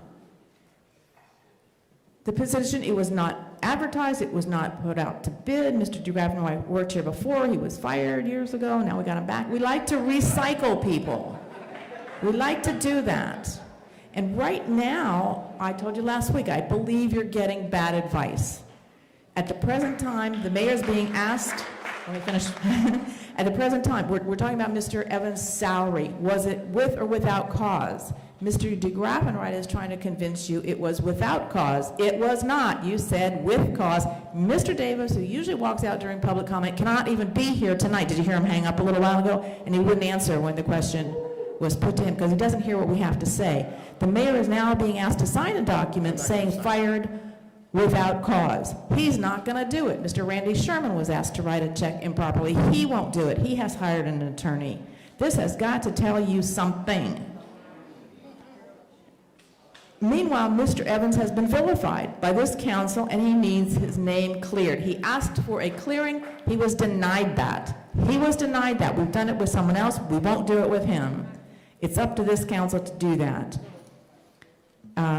It was said that, well, I thought Mr. Evans was being vilified, and Mr. O'Brien put it much better than I did when he said the city is being vilified. By all these things that are happening, we're not looking so good. And it's not the residents' fault. It's decisions that are being made right up here. This could have turned out so differently. This council had the opportunity to be known as the council that hired the most qualified city attorney Riviera Beach has ever had.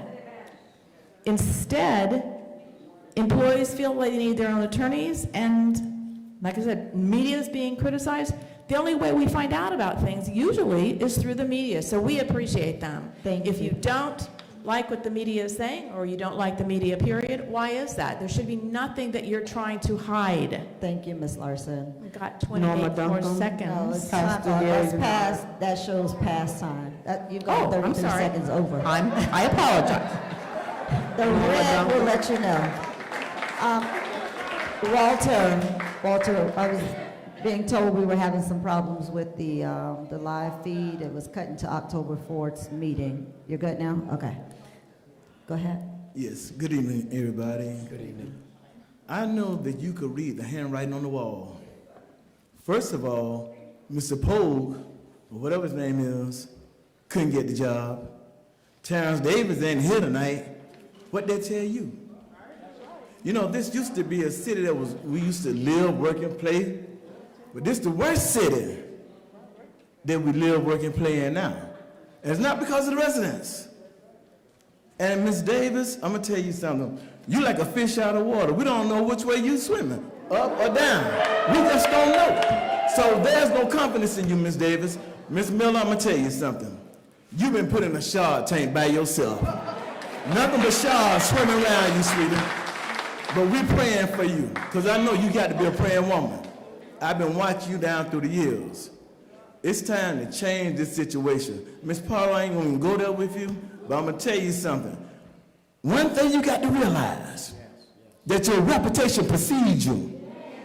You got to realize when you leave here, you still got to have a reputation. Now, what kind of reputation do you want? When I left the state of Riviera Beach, my supervisor begged me not to leave. The only reason why I left, I lost $7,000 in the market. That's the only reason why I left. But I had a good reputation when I left. What kind of reputation are you all gonna have? Think about it.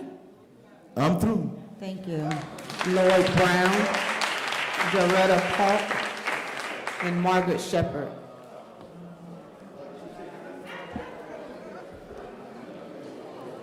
Doretta Polk, Margaret Shepherd. Hello, my name is Lloyd Brown. Good evening. You know, like y'all was saying, let's move forward. I think I heard, I think Trump said something like that. We need a change. We need a change here. Trump said that, didn't he? Same thing like y'all, what y'all was saying, let's move forward. For what? I mean, look at all these people in here looking at you like you're crazy up there, and you still don't want to change your mind. I mean, I don't have nothing against nobody, really, because I don't like nobody anyway.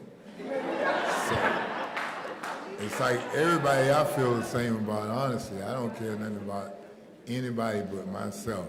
I'm going to be like y'all. I'm selfish. And you know, when I see y'all up here talking, you know what the people, it's like, okay, I don't know sign language, so anybody out there reading signs, they don't know what the hell you're talking about. Because they saying, them people over there at the city of Riviera Beach, they are so stupid. I heard everybody say that. Anywhere I go, I mean, anywhere I go, they talk about the council. They talk about the council. They always, and they want to know, why did you let the man go too? And I'm talking about, these are my friends on the corners that hang in these stores with these dirty kitchens and these no bathrooms and all that. See, I don't want to talk about Jonathan, because he needs to be there, because somebody's going to have to change this city. I mean, you know what? Because what y'all do, y'all trying to build up all this over here. Okay, it's all right with me, and it's okay with y'all, but it's not okay with my friends over there. Because you know what? I never seen in the Cotton Club or the Blue Heron Bar, I never saw a gambling machine, you know. And you got them in stores right now, so who's a community redevelopment agency, or who's over that? I mean, who's over looking into these stores? See, y'all looking at this big picture over here, and we steady getting ripped off over there. And that ain't no lie. Now, y'all finna rip us off some more by taking this man out. I mean, we need something. Let us have somebody. We don't have no stores. We don't even have the gyms on it open. Look at Rock Callaway Amphitheater. It's just over there. It's gonna be like a dinosaur. It's just some, you know, it's there just laying there. Nobody uses it. Look at the gyms. I mean, let me tell you like this. When Mr. Callaway and them was at the park when I was growing up, and then Mr. Goodmark and them was around, we had so much stuff going on. And you know, now that we got all these black people that's running the city, we don't have nothing going on but arguments, arguments, arguments. I mean, I guess those white people said, well, we're gonna give them blacks over there what they need, because that way we won't have to worry about them raising hell. Now here, the black people here, they don't want to give us what we need, so we're gonna raise hell. Thank you.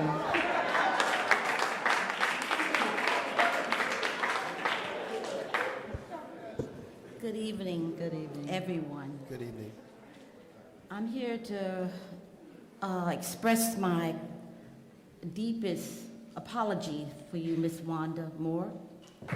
And I think you definitely owe her an apology, because this is not the code of conduct that we want our officials to have. Saying such a thing, derogatory statement to this young lady. She's a journalist, and journalism works. You worry about her coming in and doing her job? You don't know the half of it probably gonna happen. We're gonna be on the nightly news with Lester Holt before this whole entire thing is over with. And it's very shameful. And I think you definitely owe her an apology. And as far as you, Ms. Parto, and also Mr. Davis, I think it's very disrespectful that you all leave out and stay out of the council meeting for 10 to 15 minutes. And when we're ready to talk and give our views of what's going on in the city, and that should be an apology. And for you, Mr.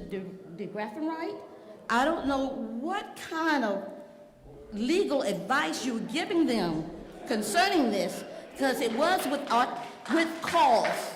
Now you want to change it to without, you know, it was with cause, so let's state what the cause was. And it's not right. It's not right. And also I have a problem also with the chief of police. When you come and have your meeting and stating that about the officers, their conduct, but that's while you're in command. You're in command of that. So I'm sure these officers who did these things, you have reprimanded them. The statement that also was made by the second in command, possibly, I don't know if his rank is that high, was the ride or die. That's so awful, so awful. What kind of harassment is being done to those fine officers, female and men over there? Are they being harassed? Is there retaliation against them? That works for a working environment that's very troublesome. And I don't even work over there, but it's troublesome to me. And I'm sure it's troublesome to everybody out here, the citizens of Riviera Beach. Last but not least, Mr. Troy Perry, you've been an excellent chief. We thank you for staying on this long as you have stayed on. You owe us nothing. Take care of your well-being and take care of your family. Because you know there's a higher being, and his name is Lord. Thank you. Margaret Shepherd, Hans Molinas. Margaret Shepherd, Riviera Beach. Yes, Mayor, my mother was 95 years old, passed away on September 13th. Her birthday was September the 13th, and she died on the 18th, 95 years old. So it's troubling to me, my whole spirit. I haven't got through the grieving process. When you grieve, you break down and cry, and I haven't done that. I grieve for my city. And Ms. Miller Anderson, it was Ms. Miller when I first met you, and I do have the utmost, you've earned my respect. I just don't have respect for people, but you earned my respect. Tanya Davis Johnson, who I think I've known the longest, earned my respect. But the one thing I want to levy with this board, you have to do the business of the city. I want to bring it back one more time. You have to do the business of the city. I want to go back, and I'm thinking, while I'm not grieving, where did we get this? We want to badger our chief, who's been with us for 15 years. We want to badger a young man who's a major, who's been with the city 20 years. Gave his life. I heard the other officer say he was shot in the side. These officers go out on the street and give their life.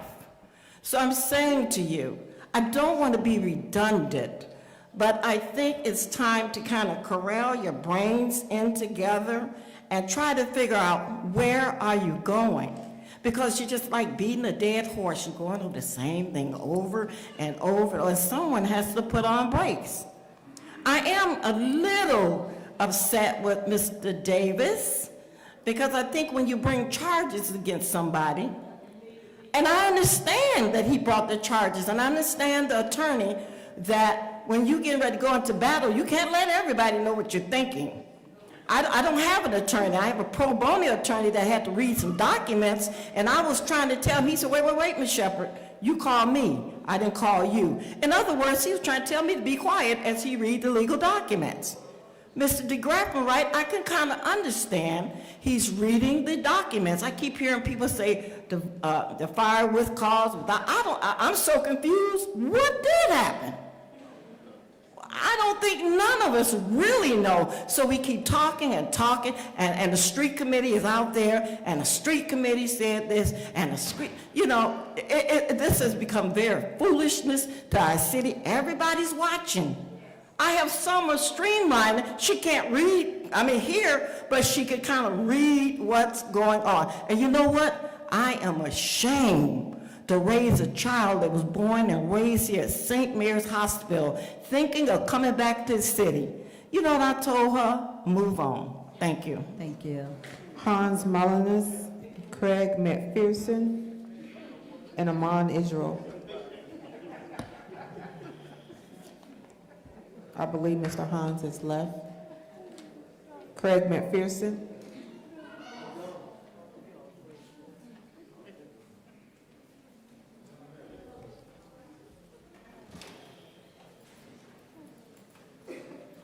Good evening, council, citizens. Good evening, sir. I'm asking you to reconsider your decision when you voted to fire City Manager Jonathan Evans.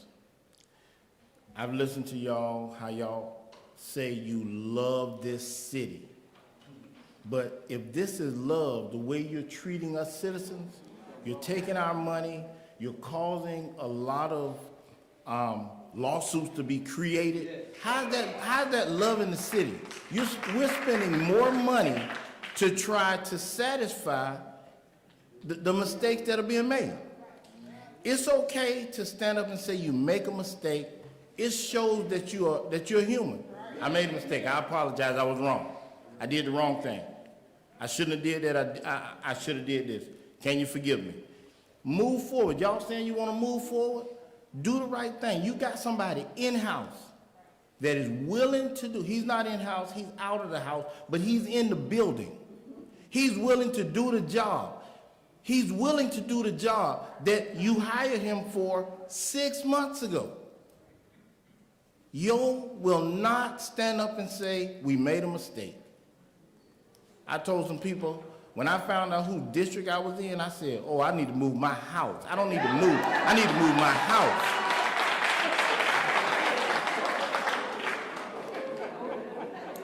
When I was in the military, I spent some time in Leonard Wood, Missouri. We called it Lost in the Wood, affectionately. The slogan for Missouri was the Show Me State. Show me what you're dealing with. Show me your integrity. Show me your respect for this man, for this city. Y'all say y'all love this city. I've been here 21 years. I was cleaning out some drawers the other day, and I found a button that says, I love Riviera Beach. I left it home tonight, but every time I come to one of these meetings, I don't put my button on. I love this city. I'm not a native of West Palm Beach. I'm a native of Broward County, but I'm here now. I don't get involved. I'm the cat that's behind the scene. I'm up here at this podium asking you to do the right thing.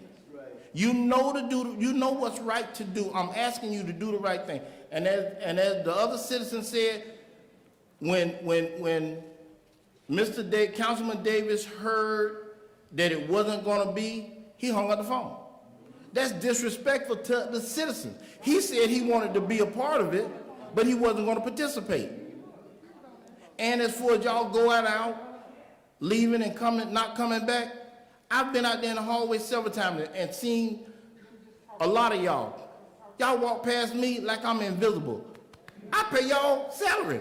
We all pay y'all salary.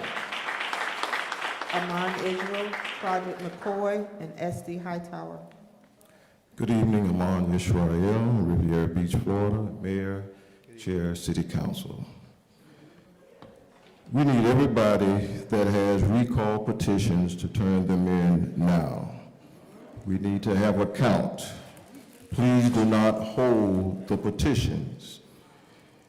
If you just got petitions, turn them in at Jay's ministry no later than this Sunday. If you have signed petitions once, please do not sign them again.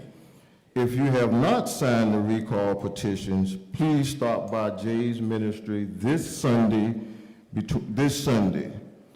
If you have signed the petition already, bring your friends, neighbors, and relatives to Jay's ministry this Sunday between 1:30 and 5. We will never get a chance like this one to do a recall again. Riviera Beach, the time is now to be very calm. Take your frustrations and sign the petitions and get other people to sign the petitions.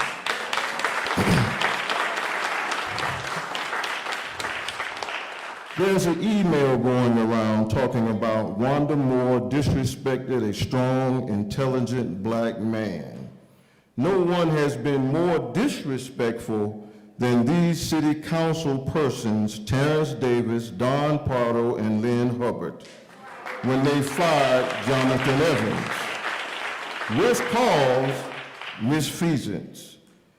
After being told and also telling the community, I'm not going to tell you what misfeasance is, even though the city attorney said he know nothing of misfeasance. When you don't have anything else, then people start throwing out the race card. This has nothing to do with color. This has all to do with moral. City councils Terrence Davis, Lynn Hubbard, and Don Prado has proven that they are not fit to govern our city. They are ethically and morally deficient. Recall them now. We will never get a chance like this again. All that's present, bring people who have not signed to Jay's ministry this Sunday between 1 and 5. Thank you. 1:30. Project McCoy, SD Hightower, and Ernestine Gordon. Roderick McCoy, Riviera Beach. I'm gonna try to be real fast. Councilperson Pardo, I did pull up the ban your box, and it does explain that a conditional offer means an offer of employment that is conditioned solely on the results of a City of Riviera Beach subsequently inquiring into or gathering information about the applicant's criminal record. That's not what you described. In fact, it was exactly the opposite. It was a hire and then try to clean up later, but I'm glad we got out ahead of that. My name was mentioned. Thank you, Ms. Shepherd. I do have documents here, so don't come for me unless you're ready. I will point out to you that I am an officer of the court, so when I was arrested when I was 18 years old or 19 for marijuana, that same court, I'm an officer of the court. I'm certified as a process server. So that didn't come easy. So I will caution you, Keep it this way. I will caution you, Miss Shepherd, keep it this way. so, Go ahead, Mr. McCoy. I can make a report with the Inspector General of Housing and Urban Development for Housing Authority fraud. You only pay $131 a month, so don't come for me unless you're ready. Mr. I got your whole packet right here. Mr. McCoy, Now, keep your comments this way. Keep your comments this way. Go ahead. Mr. McCoy. okay, so members, I will.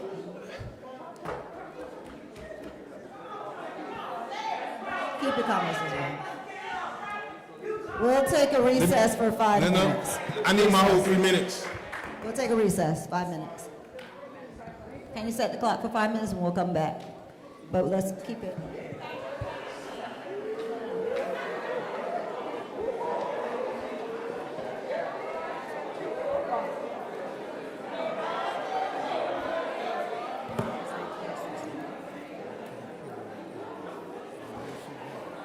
Bruh, stand down. Stand down.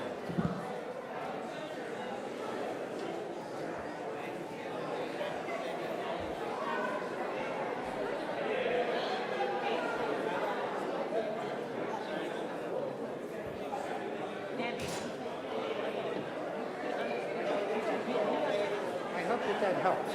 You deserve that. You deserve the people that defend you. You're doing it. And there's no racism in this whatsoever. And if you want to talk to me about that, really don't respond to me. Because we put theirs together because I brought them up. And this has nothing to do with politics. But they don't have any leaders. They went there to get people there for free food. That's about it. Hi, how are you?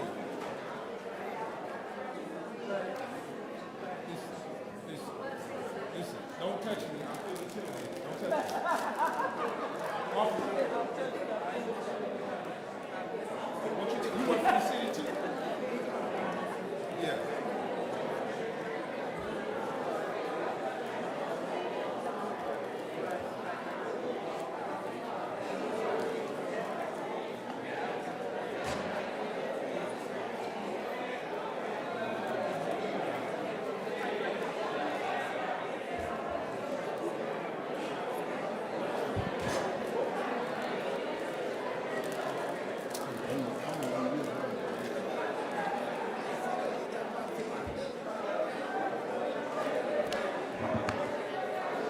Mayor, keep hope alive.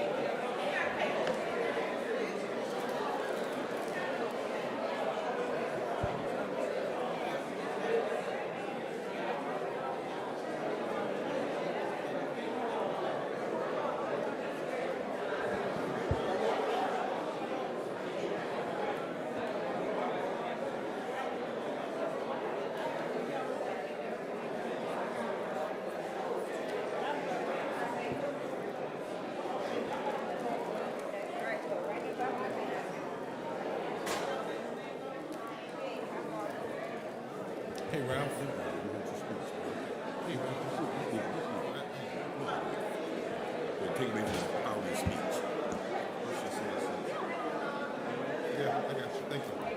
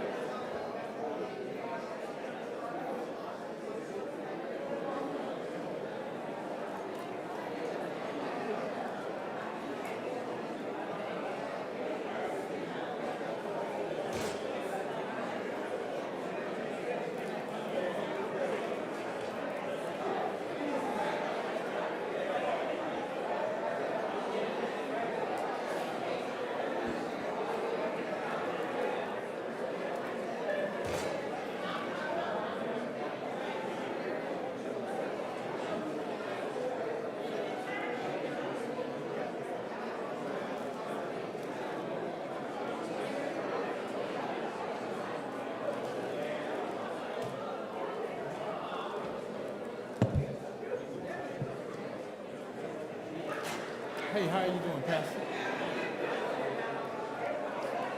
Yes, sir.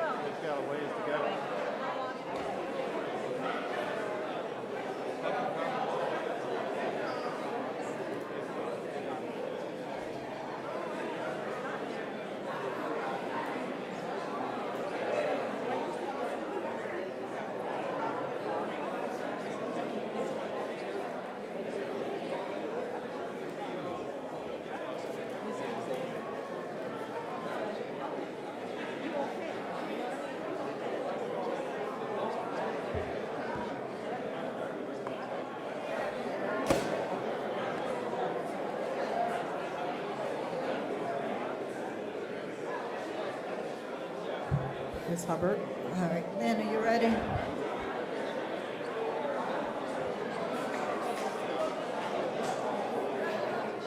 You ready?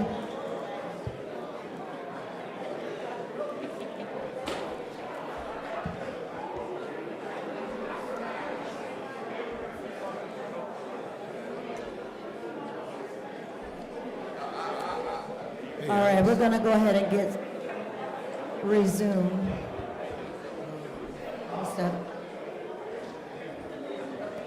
All right, we're gonna go ahead and resume. Please quiet in the audience. Okay, go ahead. Again, Trodrick McCoy, thank you for the opportunity. I want to get back to a couple things. It was pointed out that I was arrested, which I have, and I don't deny it, I accept it. In fact, I was able to really get my life together. Guess what? I went to college. I got a degree. I will share this with you. There are hundreds, if not thousands, of black males in my community that have made mistakes and have been arrested.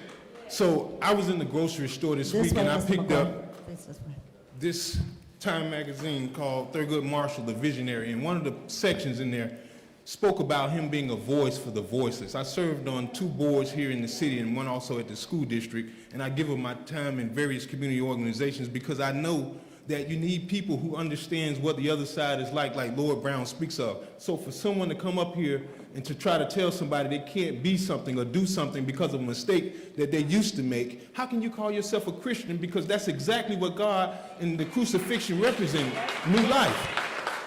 You know, I will digress on that, and I'll bring this up real quick. I did offer a proposal to settle the public records request to the outside board attorney, and I'm asking members of the council, it won't be long, I'm sure that your other members will probably shoot it down, but at least you can hear this same item tomorrow on the 25th when you go into closed executive session, and I'm sure it won't take long because just like you mentioned, Ms. Tanya Davis-Johnson, that you still don't know the reasons why the city manager was fired, and that's all I'm asking for in my lawsuit, and obviously to recoup my car. So those are my comments. Thank you. Thank you. Thank you for the time. Thank S.D. you. Hightower, Ernestine Gordon, and Henry Taylor. My name is Easter One moment. Hightower. Hold on. Set it back. Yes. Hold on 1 second. 1 second. I have, Hold on 1 second. hold on. My name is Easter Hightower. I watch this council meeting every time y'all have a meeting. I'm surprised that some of you peoples up there. Lynn Hubbard, you're one.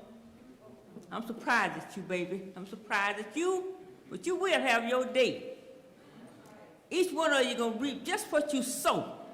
When you throw a rock and hide your hands, it's coming home to you, baby. You don't do your dirt. You got a clean sheet? I bet you don't have a clean sheet.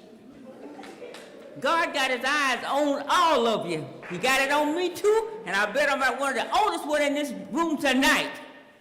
I didn't just come here yesterday.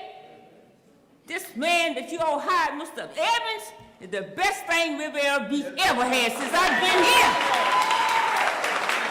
He's the best thing that Riviera Beach ever had. I don't care what you do. I watched you all the other night till 1 o'clock in the morning. You hired a man sitting up in there with your crickets there. You brought the man in as a cook. You can't fool everybody. You doggone sure can't fool me, baby. I'm from the old school. You can't fool me. Don't try to fool me, baby. Your undercover stuff, God will pull you out and show you. Strip your butt naked and let everybody see what you've been doing. And I hate to say it like that, but I'm saying it like that because that's the way I feel. That's just the way I feel. I've been holding back for a long time, but I'm not tired yet, and I will be back. And you all better get your act together, because God is coming soon. They're going to turn Riviera Beach upside down, because it's a rotten city. This is a rotten city. It's rotten. It's got rotten people sitting up there. But God's going to fix you. You're like, if you ain't careful, something bad going to happen to you.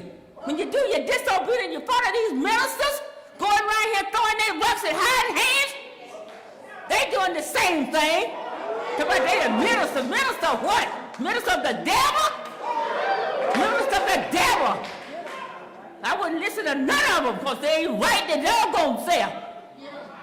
Now I'm telling you, You better get your act together, because God is soon to come. And He's going to straighten you out, too. You think I'm lying? Keep on living, baby, and see if you get my age. That doggone show you won't do it.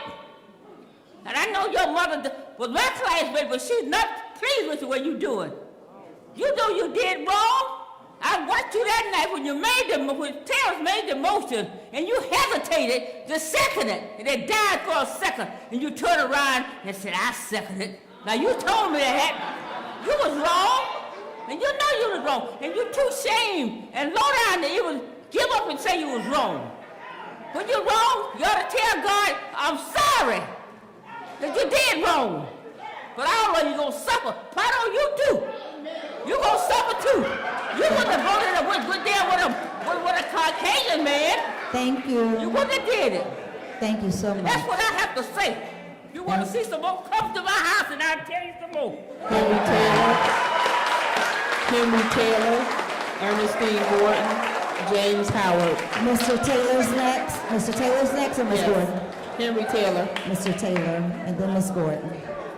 Oh, I'm sorry. Mr. Taylor, come on up.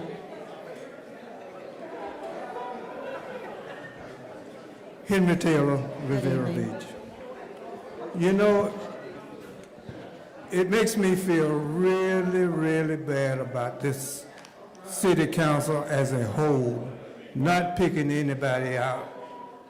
I was born in this city, Let's keep it down a little bit. and I would appreciate the audience if you not really be noisy, clap, or anything. Just listen to me. I sat there where you people are sitting. My mother always told me that it's a poor frog that does not praise his own pond. And I tell you, I feel like I was the best councilman that ever sat up there where you guys are sitting. If you thought that you had made a mistake, I think that you need to change. I talked to Mr. Jonathan. I call him Mr. I can call him Jonathan because I'm much older than he is. He could be my son. You made the decision to get rid of Jonathan. I talked to him. And there was only one thing that I had talked to Jonathan, that I thought about Jonathan, and it wasn't enough for him to get fired. I feel like you, as council people, are doing the same thing that the people did when they got the president that they have for the United States of America. You have sat here tonight and you've made a decision to talk about bringing somebody in as temporary. You went against the chairperson's decision the last time and tried to hire somebody that did not work out. Don't make a mistake like the Electoral College. Don't hire somebody that's going to make us look bad. The Electoral College hired a liar. They hired a person that was a predator as the President of the United States. Don't you do the same thing. There's a time that you can go right back, get Jonathan if you feel like you made a mistake. Thank you. You sat here tonight, and I just want to say this. When the people talked about getting someone to have a recall, they tried that in the past. The recall is only going to cost the citizens of this city more money. Thank you, Mr. You Taylor. don't need a recall. Thank you. You need to change your mind. You need to change your mind. You need to, no, the other person, Miller, Anderson, Hubbard, no, Davis Johnson, pardon, Hubbard. Ms. Hubbard, you are, Pardo, you need to change your vote. Thank you, Mr. Taylor. You Time is guys up now. We need- gotta, Ernestine Gordon. we have to go to the Okay, next the person. time is up. Thank you, I But appreciate these it. two, one of you two people need to change your vote. All you need to do is to rehire the city manager if you felt like you made a mistake. And I feel like you made a mistake. Thank you, Mr. Taylor.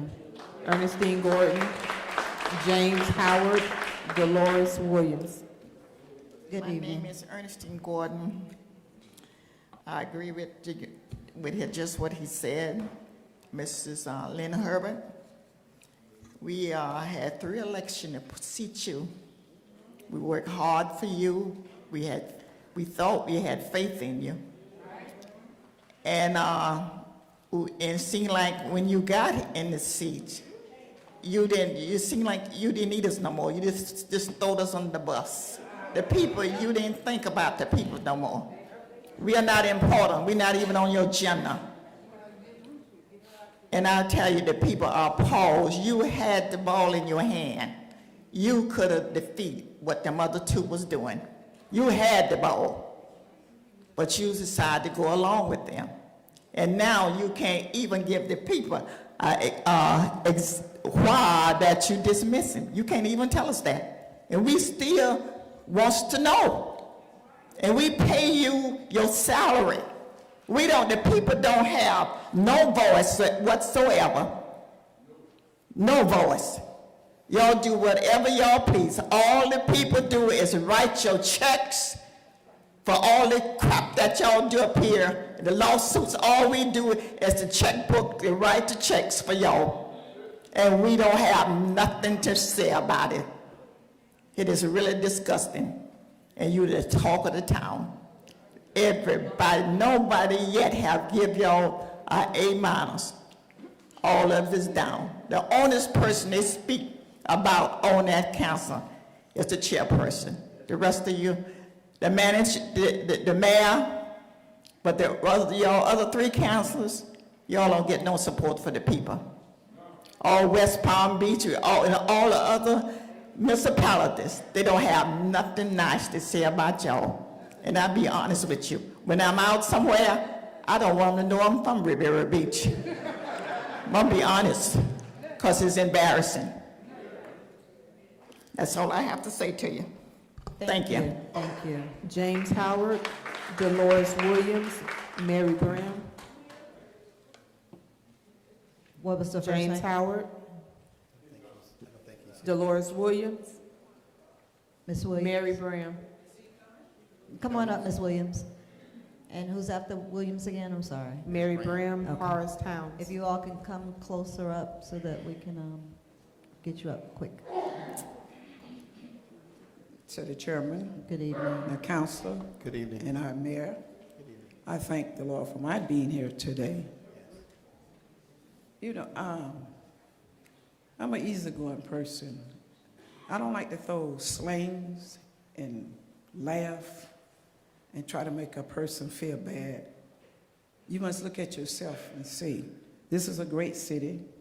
I wasn't born in here, but I was born in West Palm Beach. I came here, my mom brought me here when I was about like 5 years old.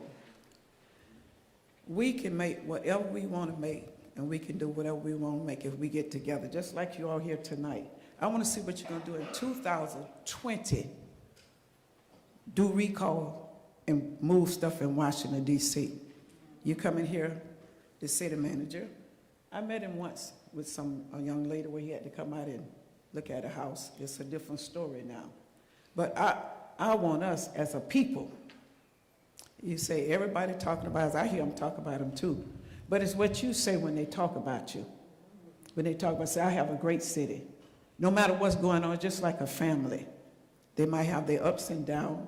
Most time, if they're really, really bad or just out there, you say, that's my blood.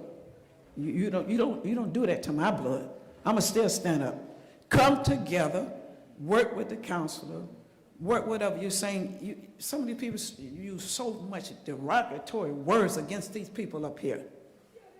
Because what you say? No, See, that's what I'm keep talking about now. up here, Ms. That's what I'm talking Williams. about. Let's focus See, it's on the that. same thing when I'm talking about. People talking, you can't listen. You don't want to hear what somebody say. Let me say what I have to say. You say what you want to say. Don't just comment out like that. Let's come together. You say that all over the, 1, 2, 3, 4, 5 cameras, all these stations, and channel 18, you see this replay again. Let's come together like you're getting petition, recall to see what, recall and fix the streets, the garbage, everything, the trash. The water bill is so high. You're charging all this trash and all this pickup. Y'all worry about the city manager. What are you doing here when you had all the people? What are you doing now? What are you doing for this city now? You and me. What are we doing? What are we doing for the children at night? You talk about the police department. I had problems with them too, but I'm not going to put them down because I'm going to need them somewhere later on. You're going to need them. You're going to need them later on. You put these people down, well, when the vote comes, we going to do this and we going to do that. Let's search your stuff and pray tonight. Ask God to help us. Ask God to help us. We all got to stand before God. Everything come out this mouth and this heart, we're going to have to give an account of it. So remember that. Stop degrading these people that are so bad, saying this here, this, and that. You need to stop that. Mary Graham and Horace Towns.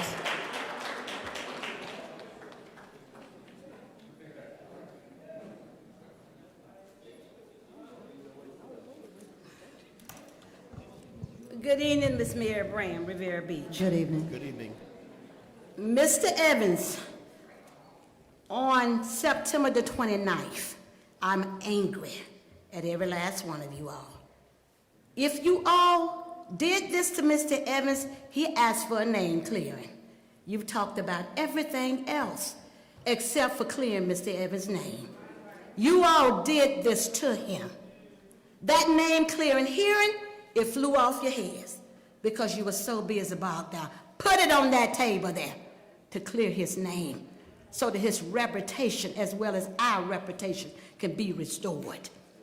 On last Wednesday, whenever we had the meeting, I told you, anybody that Lynn Hubbard bogs down, it's a collusion. We knew about James Paul.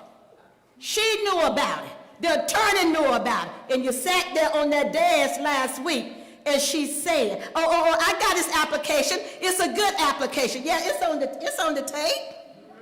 It's very impressive. His resume is impressive. And you see what happened to you now, don't you? That derelict leadership.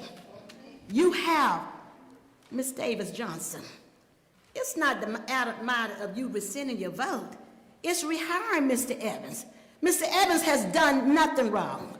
You can rehire him for the 90 days. It's nothing in the law that says that you cannot do it unless you don't want to do it. So it is evidence that you do not want to do it. Mr. O'Bain was third. We could not even understand Mr. O'Bain. None of the residents has said that they could even dialogue with him because he has that nationality accent. I couldn't even understand him, so I'm being honest. So if that's your choice, think twice. Think twice. Mr. O'Bain was third. He was not second. He was third. You like him, but that's your choice. But is he a fit? If the shoe doesn't fit, we can't squeeze in it. Mr. Evans, like I said, he will work with you. But you all have done this to this city here. And everybody that has done this and have thrown their rocks, we will hold you accountable. I don't care whether I like you or love you. Let's make it clear. Alex Freeman said that he was kin to my husband from South Carolina. He is no kin to me. But friendship and relatives, when you're wrong, you're wrong. And you all are wrong because some of you all are sitting there throwing rocks and hiding your hands. If you don't reinstate Mr. Evans, we will call the governor, we will call the state attorney, and you know the corruption unit is all over this community. Lynn Hubbard was taking boxes out the city hall about 3 Saturdays ago. Yes, Miss Pardo, they saw her. Yes, ma'am. Calling the legislative delegation of Palm Beach County, we want good governance, accountability, professionalism, transparency, and ethics. Thank you. We love the media. Miss Wanda Moore, we do not consider you to be a pig. Thank you, Ms. Thank you very much. Thank you. You stay here. Channel 12, stay here. Because for Lynn Hubbard to make that, the governor should have her out of that seat. Thank And you disgrace the city. You disgrace the businesses. And you colleague sits up there and vote along with her. Shame on you. Thank you, Ms. Brown. Shame on you. Thank you.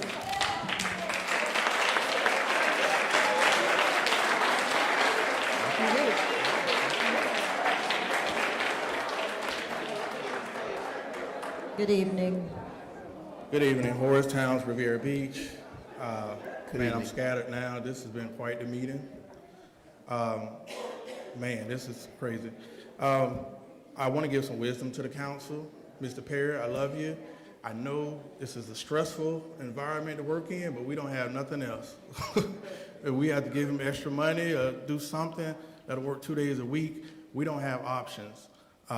We're at a point where we need a new city hall, public works building. We need directors, we need management, the chief is retiring. So I caution this council once again, listen to the people out here, they're angry. You have a situation where we're going to try to install an interim city manager, and we keep paying people. In the last 5 years, we've paid out so much money. And if you install somebody as interim city manager with a contract, once the recall happens, they're just going to fire him. So we're going to be paying somebody else. I want to be on record say I am a Jonathan Evans supporter. I don't know how many people read the charter. I don't know how many people even read the budget.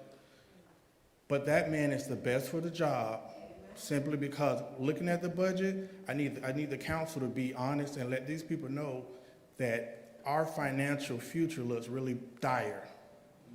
It looks dire. Lynn, don't do it. When you present someone and someone comes to you and say you have a financial situation, one of the options that they're going to do is come back and outsourcing will always be an option. So some of the stuff I heard out in the community I thought was slanderous, simply because there's nothing that Mr. Evans can bring that you guys have to vote on it. There's so many things that, I get up here and I just got frustrated. Last week, a lot of people are just angry at how you proceed. You insult the intelligence of the people. I think it's more the fact that you are insulting the people. A person just happens to be in the audience, you hire him without an interview. The city is a brand, and you guys have ruined it. The property value should be plummeting at this point.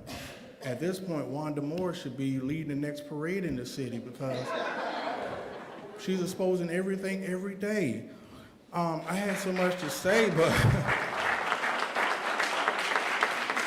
so I'll say this, I respect the process, and even when I don't agree with it, I respect it. So if the city residents want to do a recall, if you're angry, push a recall. Okay, then that's what I'm saying, let's go to recall. But the process, I'm saying right now, the chief, do not fire the chief. He's leaving in December. We don't need another lawsuit. I'm just saying to have some wisdom. We cannot continue to proceed with this embarrassing manner. Thank you. Thank you. Chair, we did have a late card come in from Mr. Jonathan Evans. Go ahead.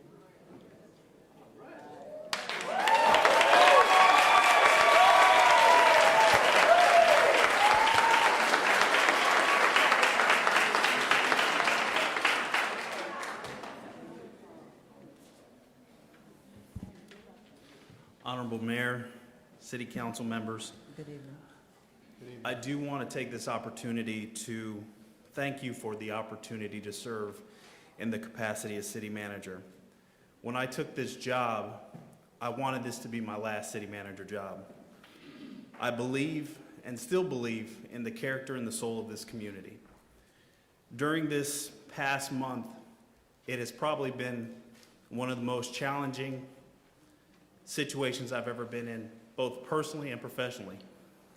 And if it hasn't been for the community and the employees that reached out,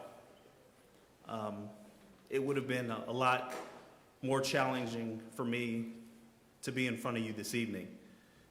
But one of the things that I never had an opportunity to say when I was let go on the 20th was to thank all the remarkable employees that I had the distinct pleasure to serve with.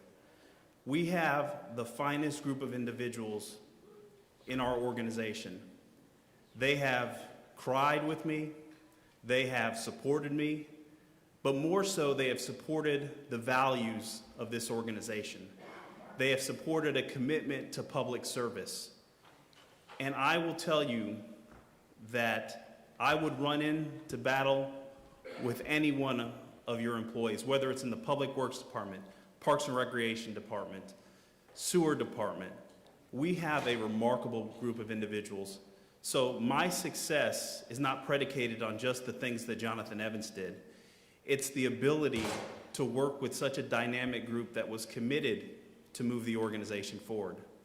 You have a tough decision on your hands as you go to select an interim manager. And I can tell you, whomever that interim manager is, I will support them. I will answer the phone when they call. Because this profession as a city manager is challenging enough as is. And there's no need for us to squabble or argue about the differences of opinions.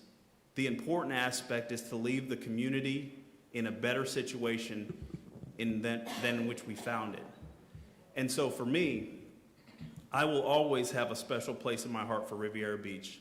I will always admire and respect each and every one of you because this profession is challenging.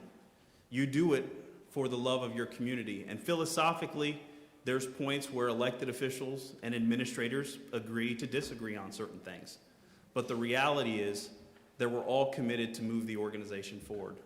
So for me, if I'm ever called upon to answer the call, I will pick up the phone because I believe in the values of this community. And I wish you all the best as you move forward. And thank you to the community for your support, and thank you to the employees for your support and your tireless public service. May God bless you and may God keep you. Thank you.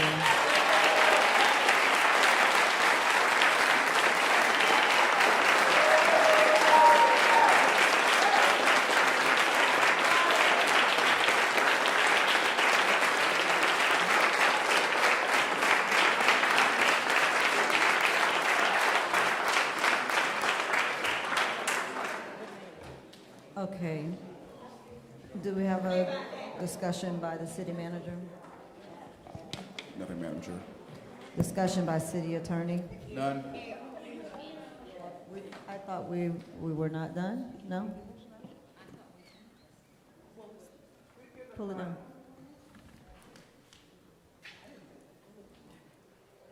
Well, we just had to take a look at, we have a draft of a job announcement that we need to take a look at, and it doesn't necessarily have to be done in a rush capacity. We do understand that we have 120 days or 90 days at this particular point to take a look at the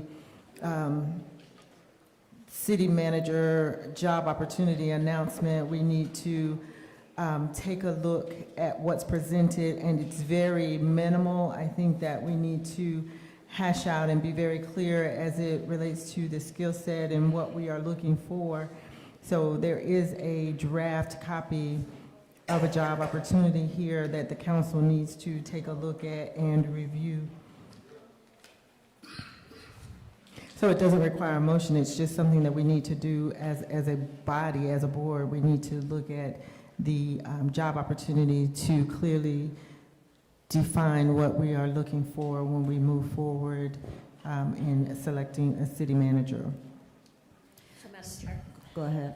Okay, so Pull your mic up. I would recommend that the council take a good look at this and possibly bring back ideas on how to modify it.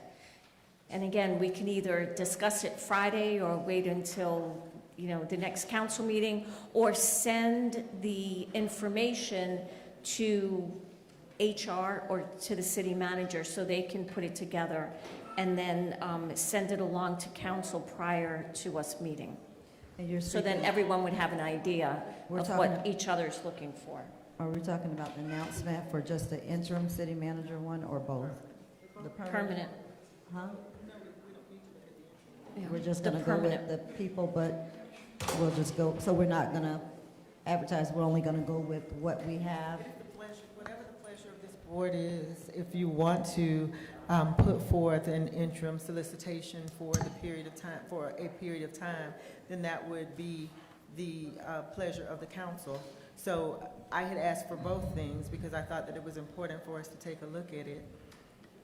And on both of them, in my opinion, they're deficient and need to further expand on skills and related experience and how that will actually play out for us moving forward. So if the pleasure of this board is to do the same for the interim city manager, then certainly we can do that. But we certainly need to do it for a permanent city manager because what's been presented is deficient and it doesn't express what we would be looking for as a whole. So, but with the interim city manager announcement, it says the deadline for November 1st. On Friday, if we have this special meeting on Friday, No, I think are we that was going to just a modify it? placeholder. I don't What? think that was This? I understand that it's there, but that wasn't Oh, something okay. that we decided as a board. Right, so, but are we going to not put out the advertisement and just go with a meeting on Friday and going with just what we have received based on that, the list of those in transition? Or are we going to allow an announcement to be put out? I mean, it doesn't appear that we have a whole lot of time, but if there are some people that have not been made aware that the interim position is available, I would, like to make sure that people have an opportunity to apply. I don't disagree with you. Okay, so I know the motion that was made was for Friday to discuss this. Ms. Hubbard, Ms. Pardo, your thoughts were to just go strictly with the list, or are we just going to scrap No, the Madam Chair? interim? Okay, so I believe we had this discussion at the beginning of the meeting, and I thought we all voted to have staff call the members in transition and ask them for their resumes, and again, remind them that we're looking for an interim city manager, in addition to getting the resumes from staff, asking staff if anyone has an interest in being the interim city manager, they can, forward their resumes to us. And then we would also take a look at the resumes that were already submitted to us. I believe there's, 4 or 5 of them. Right. So that's what I thought it was. And then we That come back on was- Friday, everyone has their 2 or 3, and then we would try to dwindle it down to maybe 4, and then bring those applicants in next week. But what are we going to use as the criteria? Because the only thing I have in front of me is this interim city manager advertisement, which Ms. Davis Johnson just stated is deficient. So are we just going to just pick names from who No, we not pick see? Or names. What I what's thought going we to be would the be criteria? doing is, right, so what I thought we would be doing, we would be going through the resumes to see who. But what are we is- looking for when we go through the resumes? Based on the interim city manager advertisement, are we not going to worry about what we're looking for, so that everybody knows what we're looking for? If I may clarify what my request was, I asked that staff prepare a job announcement for the interim city position so that we could advertise it for 5 days. We have not And that was to go in tandem with us taking a look at the managers in transition and those individuals who had submitted letters of interest and/or resumes for the interim position. So that was the impetus behind having those two things go in tandem. That does not negate the fact that I do agree that we have to come together and present our list, but I believe that we should have done those two things in tandem. And that's why I have it asked for it in draft, so that members of this body could put in and weigh in on what some of the requirements were. You know, naturally we have some minor things in here, but I think that we needed to take a look at it as a body. So those things were to go hand in hand.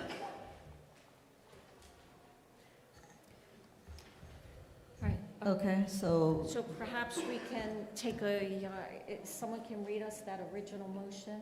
I don't recall that being in the original motion, but. Well, we didn't have a chance to discuss it because we had, you know, I had it here in the packet, and I had hoped that everyone had had an opportunity to review what was in the packet, and so that was a part of the conversation.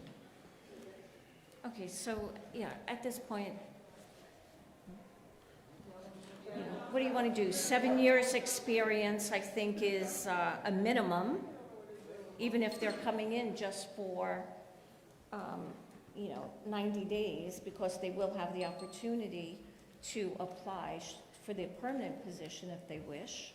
have we looked at other advertisements in other municipalities, or is this what we had in the past? I mean, where did this wording come from? They're much more in depth. Apparently, it's something that we've used in the past. Okay. Mr. Perry, is that not a part of is that not a part of what we've used by way of announcements in the past? Madam Chair, Human Resources Director did as directed, so I can have him come forward and let us know exactly where you received this information from. I'm not sure if it was one for last time or something he and his staff, looked at and put together. Mr. Bruce Davis, could you come forward, please?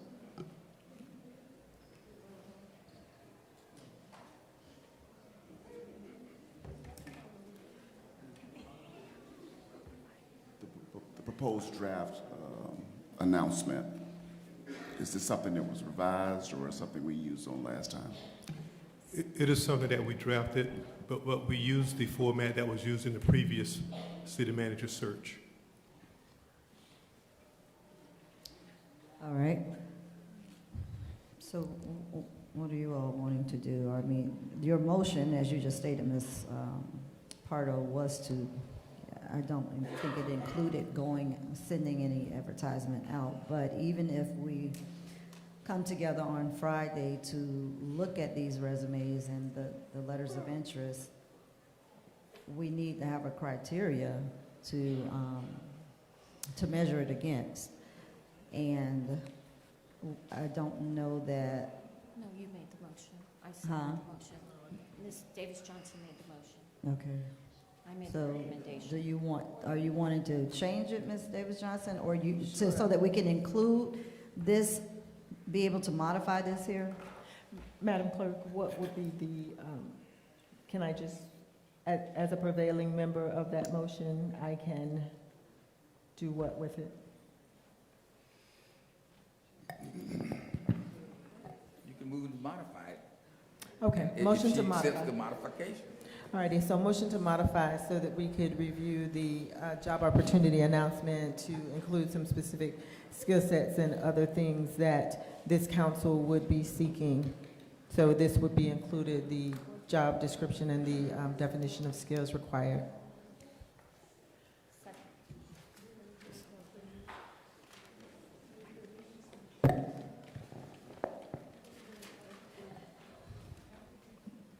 Pro Tem Davis Johnson? Yes. No, I need to ask a question, because we were trying to write down everything that you said. And we didn't quite get everything, but you know what? We'll go back and listen at the tape to make sure we got it correct, okay? Councilperson Pardo? Yes. Councilperson Hubbard? Yes. Pro Tem Davis Johnson? Yes. Chair Miller Anderson? No. That motion is approved with Councilperson Miller Anderson dissenting. All right, so did you You didn't want to address the city manager advertisement? Well, Or you I want to I do that just later? addressed that. Oh, I understood. said that we too need to take a look at that because it's in draft form as well. So as a Okay. council, we need to be able to review that and have some discussion on the finality of that particular document. So that was there. The other matter that we talked about that was included in the discussion was to look at the finalists. And my statement said that if there was no desire to, my statement made on the last meeting was if there is no desire to return any of those individuals who ranked below the first and second position, then certainly we would send that out without having to go to a national search, because we spent money to conduct a national search.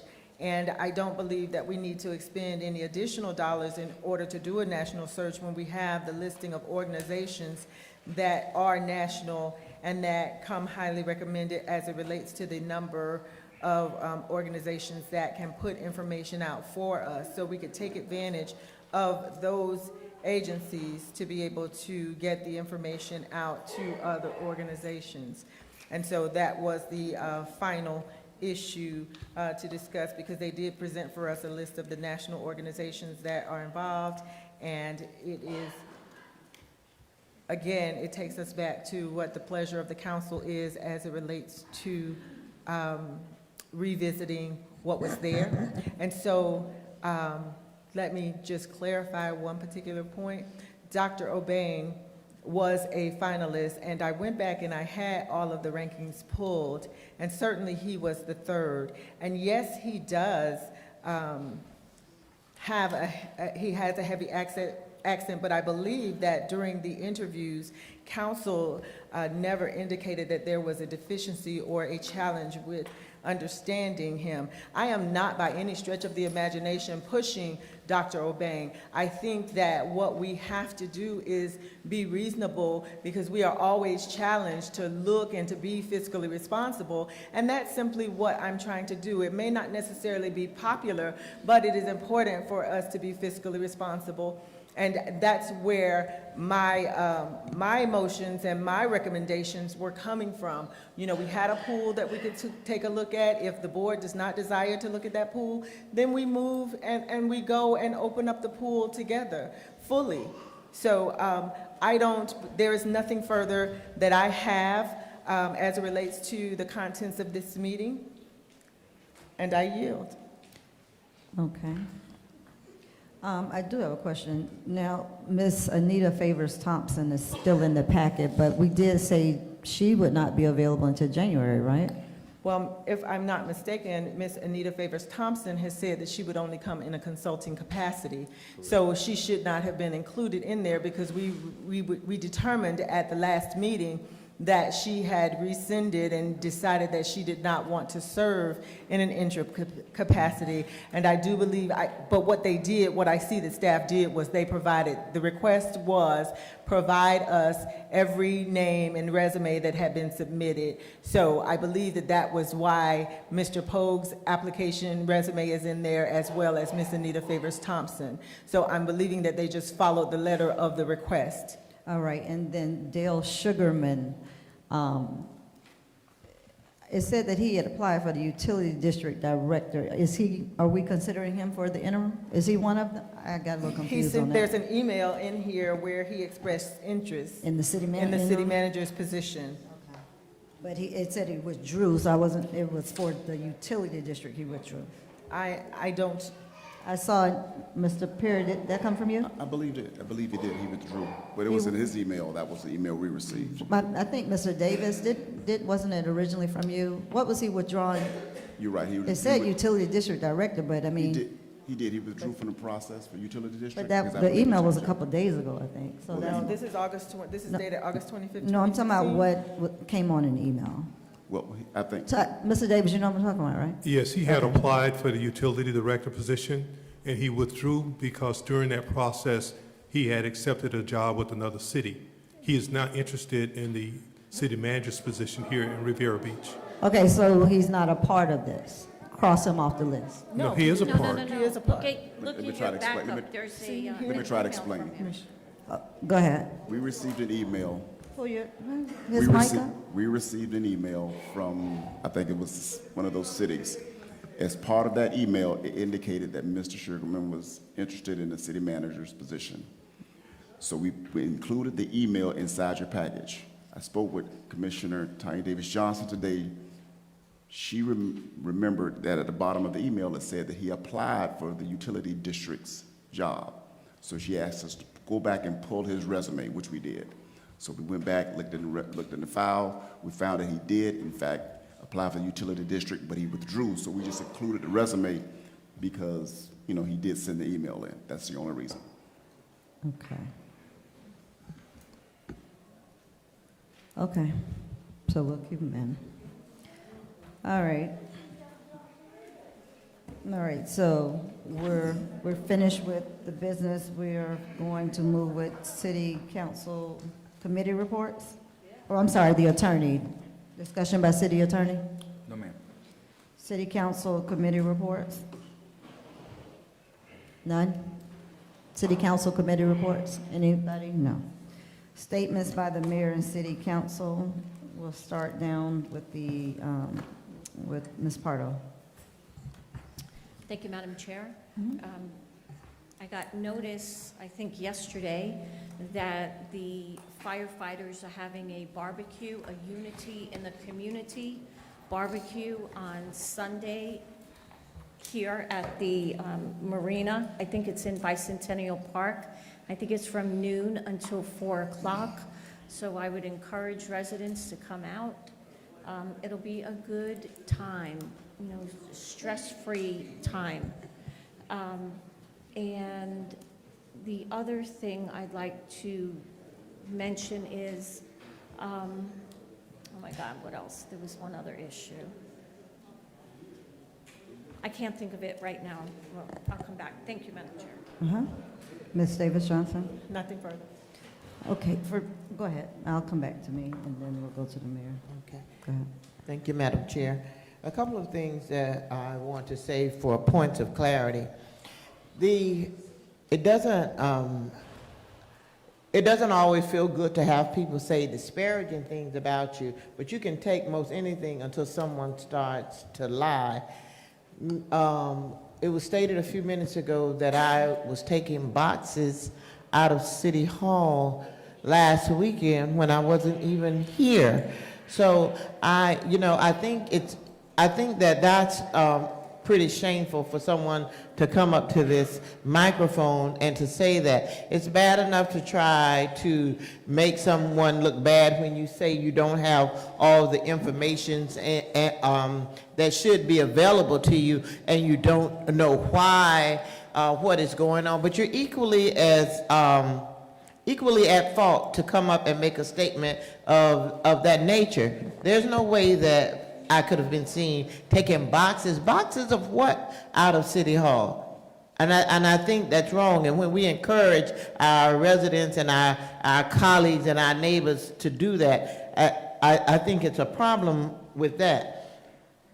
The things that people feel insulted by or slighted by, that road runs both ways. So understand, as Mrs. Williams said, that we sit here and we take what you say without very many comments to defend ourselves. Most of you know me, and most of you know what I stood for and what I stand for. While there have been several items on the agenda to move for economic involvement and to increase the economic power of this city.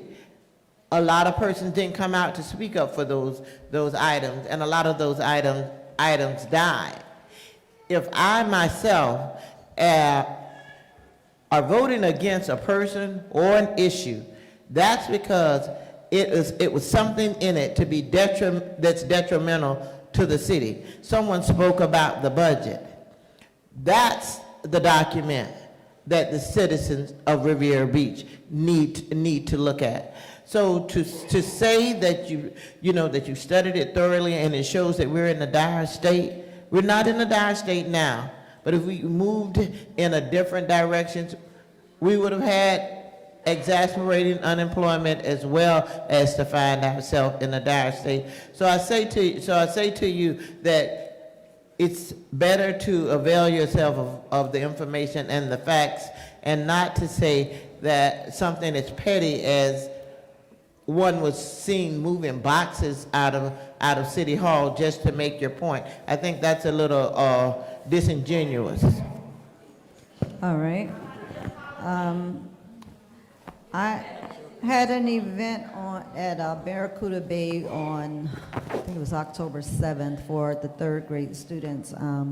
We had several local businesses that contributed and sponsored the event, and I was glad to see that the kids came out and had a great time out there, and I was able to provide those educational materials to the students. I do look forward to providing more additional support to our education and our schools in the city. I just want to briefly touch on the event that Ms. Pardo mentioned about the barbecue. I know that it says on the flyer, City of Riviera Beach Council, and your firefighters will be having this event, but I was not aware of the event, and I know we never talked about it during the meeting, so I don't, if it's going to say Riviera Beach Council and come out and meet your leadership, I would think that includes everybody on the dais, and I was not aware of it at all, and I did speak to the fire union rep about it, and he told me that he tried to call a number, and the number that he had for me did not work. And when I asked him what the number was, he read off a number that I used during my campaign in 2014. And I told him that I have a city cell, I have an email, I have an assistant that's in the office 5 days a week, and the information is on the website as well as on my business card, and there is no way that I should not have been able to be reached. It does not appear they wanted to reach me, and that's fine, but if it's going to say Riviera Beach City Council, everybody on the dais needs to know about it. If it's going to be one council person that is supporting it or doing a partnership with it, then put your name on there and advertise it. But to put Riviera Beach City Council and everyone on the council is not aware of it, that is wrong, and I seriously had a problem with it, and I did let him know that, because it's just wrong. You don't do stuff like that. And the question was, well, are you going to come out? Well, are you going to come out and support meet the residents? I mean, like, I'm going to say, no, I'm not going to come out and meet the residents, but don't put me in a position where I'm receiving this flyer and I had no idea as to what this was all about. And that is wrong. And I'm going to say that again. It was wrong. If everybody on this dais was aware about it, and I seem to be the only one that was not aware of it. I know it was never discussed in this meeting, so I don't know how Riviera Beach City Council got on there if it was not discussed. And like I said, I made it very clear to him that that was an issue, and unnecessary, because I mean, I'm not that far away. My information is available, and to call a number that is 3 years old that I no longer have is ridiculous. And the other thing that I want to mention, Mr. DeGraff and Wright, Mr. McCoy was inquiring about his settlement. Is it too late to add that to the closed executive session for tomorrow? Or is that not something we need? Pull the mic up, please. We'll have to, there's specific requirements in terms of announcing it and having the public know when it is, who's going to be in attendance, that kind of thing. Right. And as I sit here, I don't know if I have enough time. I'll let you know after I look at it first thing in the morning. Okay. All right, and that's it for me. Mr. Mayor. Thank you, Madam Chair. I was supposed to be in Detroit, Michigan this week to represent the city of Riviera Beach at the World Conference of Mayors. I'm Vice President of the Tourism Board, and I was asked to convene the Tourism Board and to give a presentation on our city.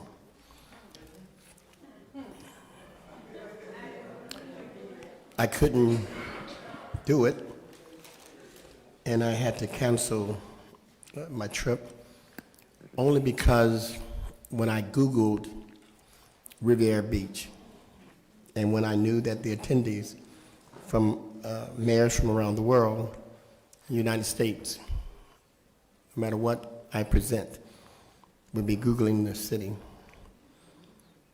And they would find that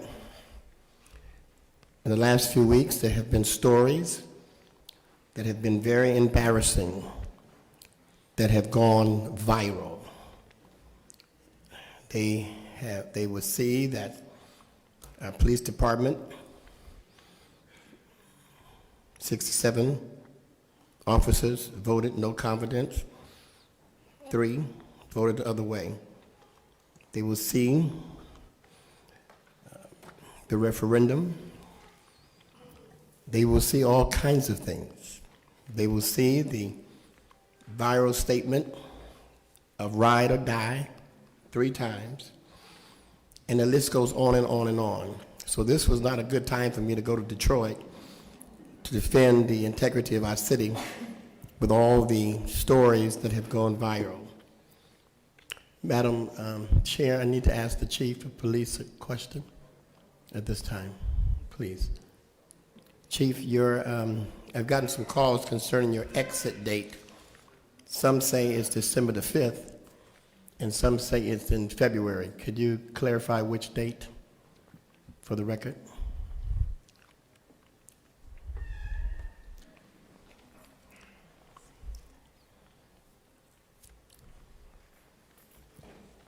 Thank you, sir.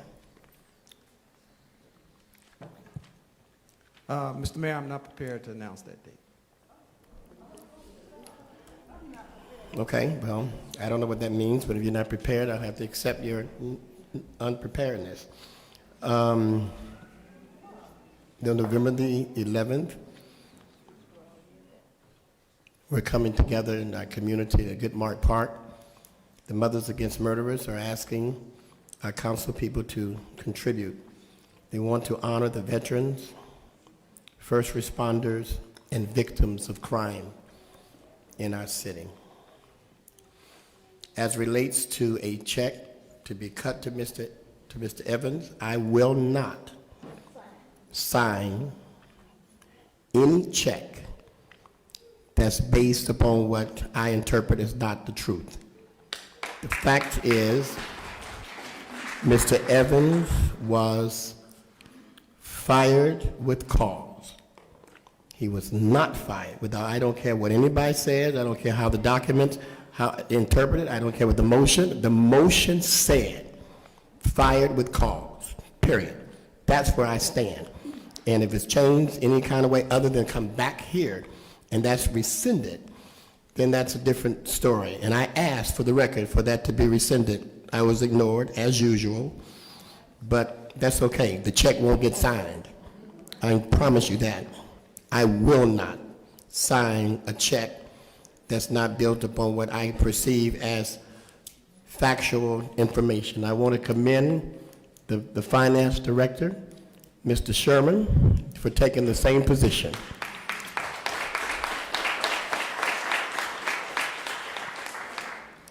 Last but not least, well, let me just say this to Ms. Tanya Davis Johnson. When we were talking about the motion, I forgot that, yes, you were correct. You have to be on the prevailing side to bring it back up. So then I said, well, if that's the case, and certainly you were not on the prevailing side, then there's another option that would be open to you or anyone else, that a new motion can be made to just hire Mr. Evans as the interim manager, if that would be the will of the council. So I want to make a public apology, 3 apologies, as the mayor of this city. One is, it was embarrassing. It went viral, the statement, ride or die. That statement should have never been stated. Any statements that has racial slurs, there isn't any room in this city for racial slurs. I've heard one racial slur, a racist pig.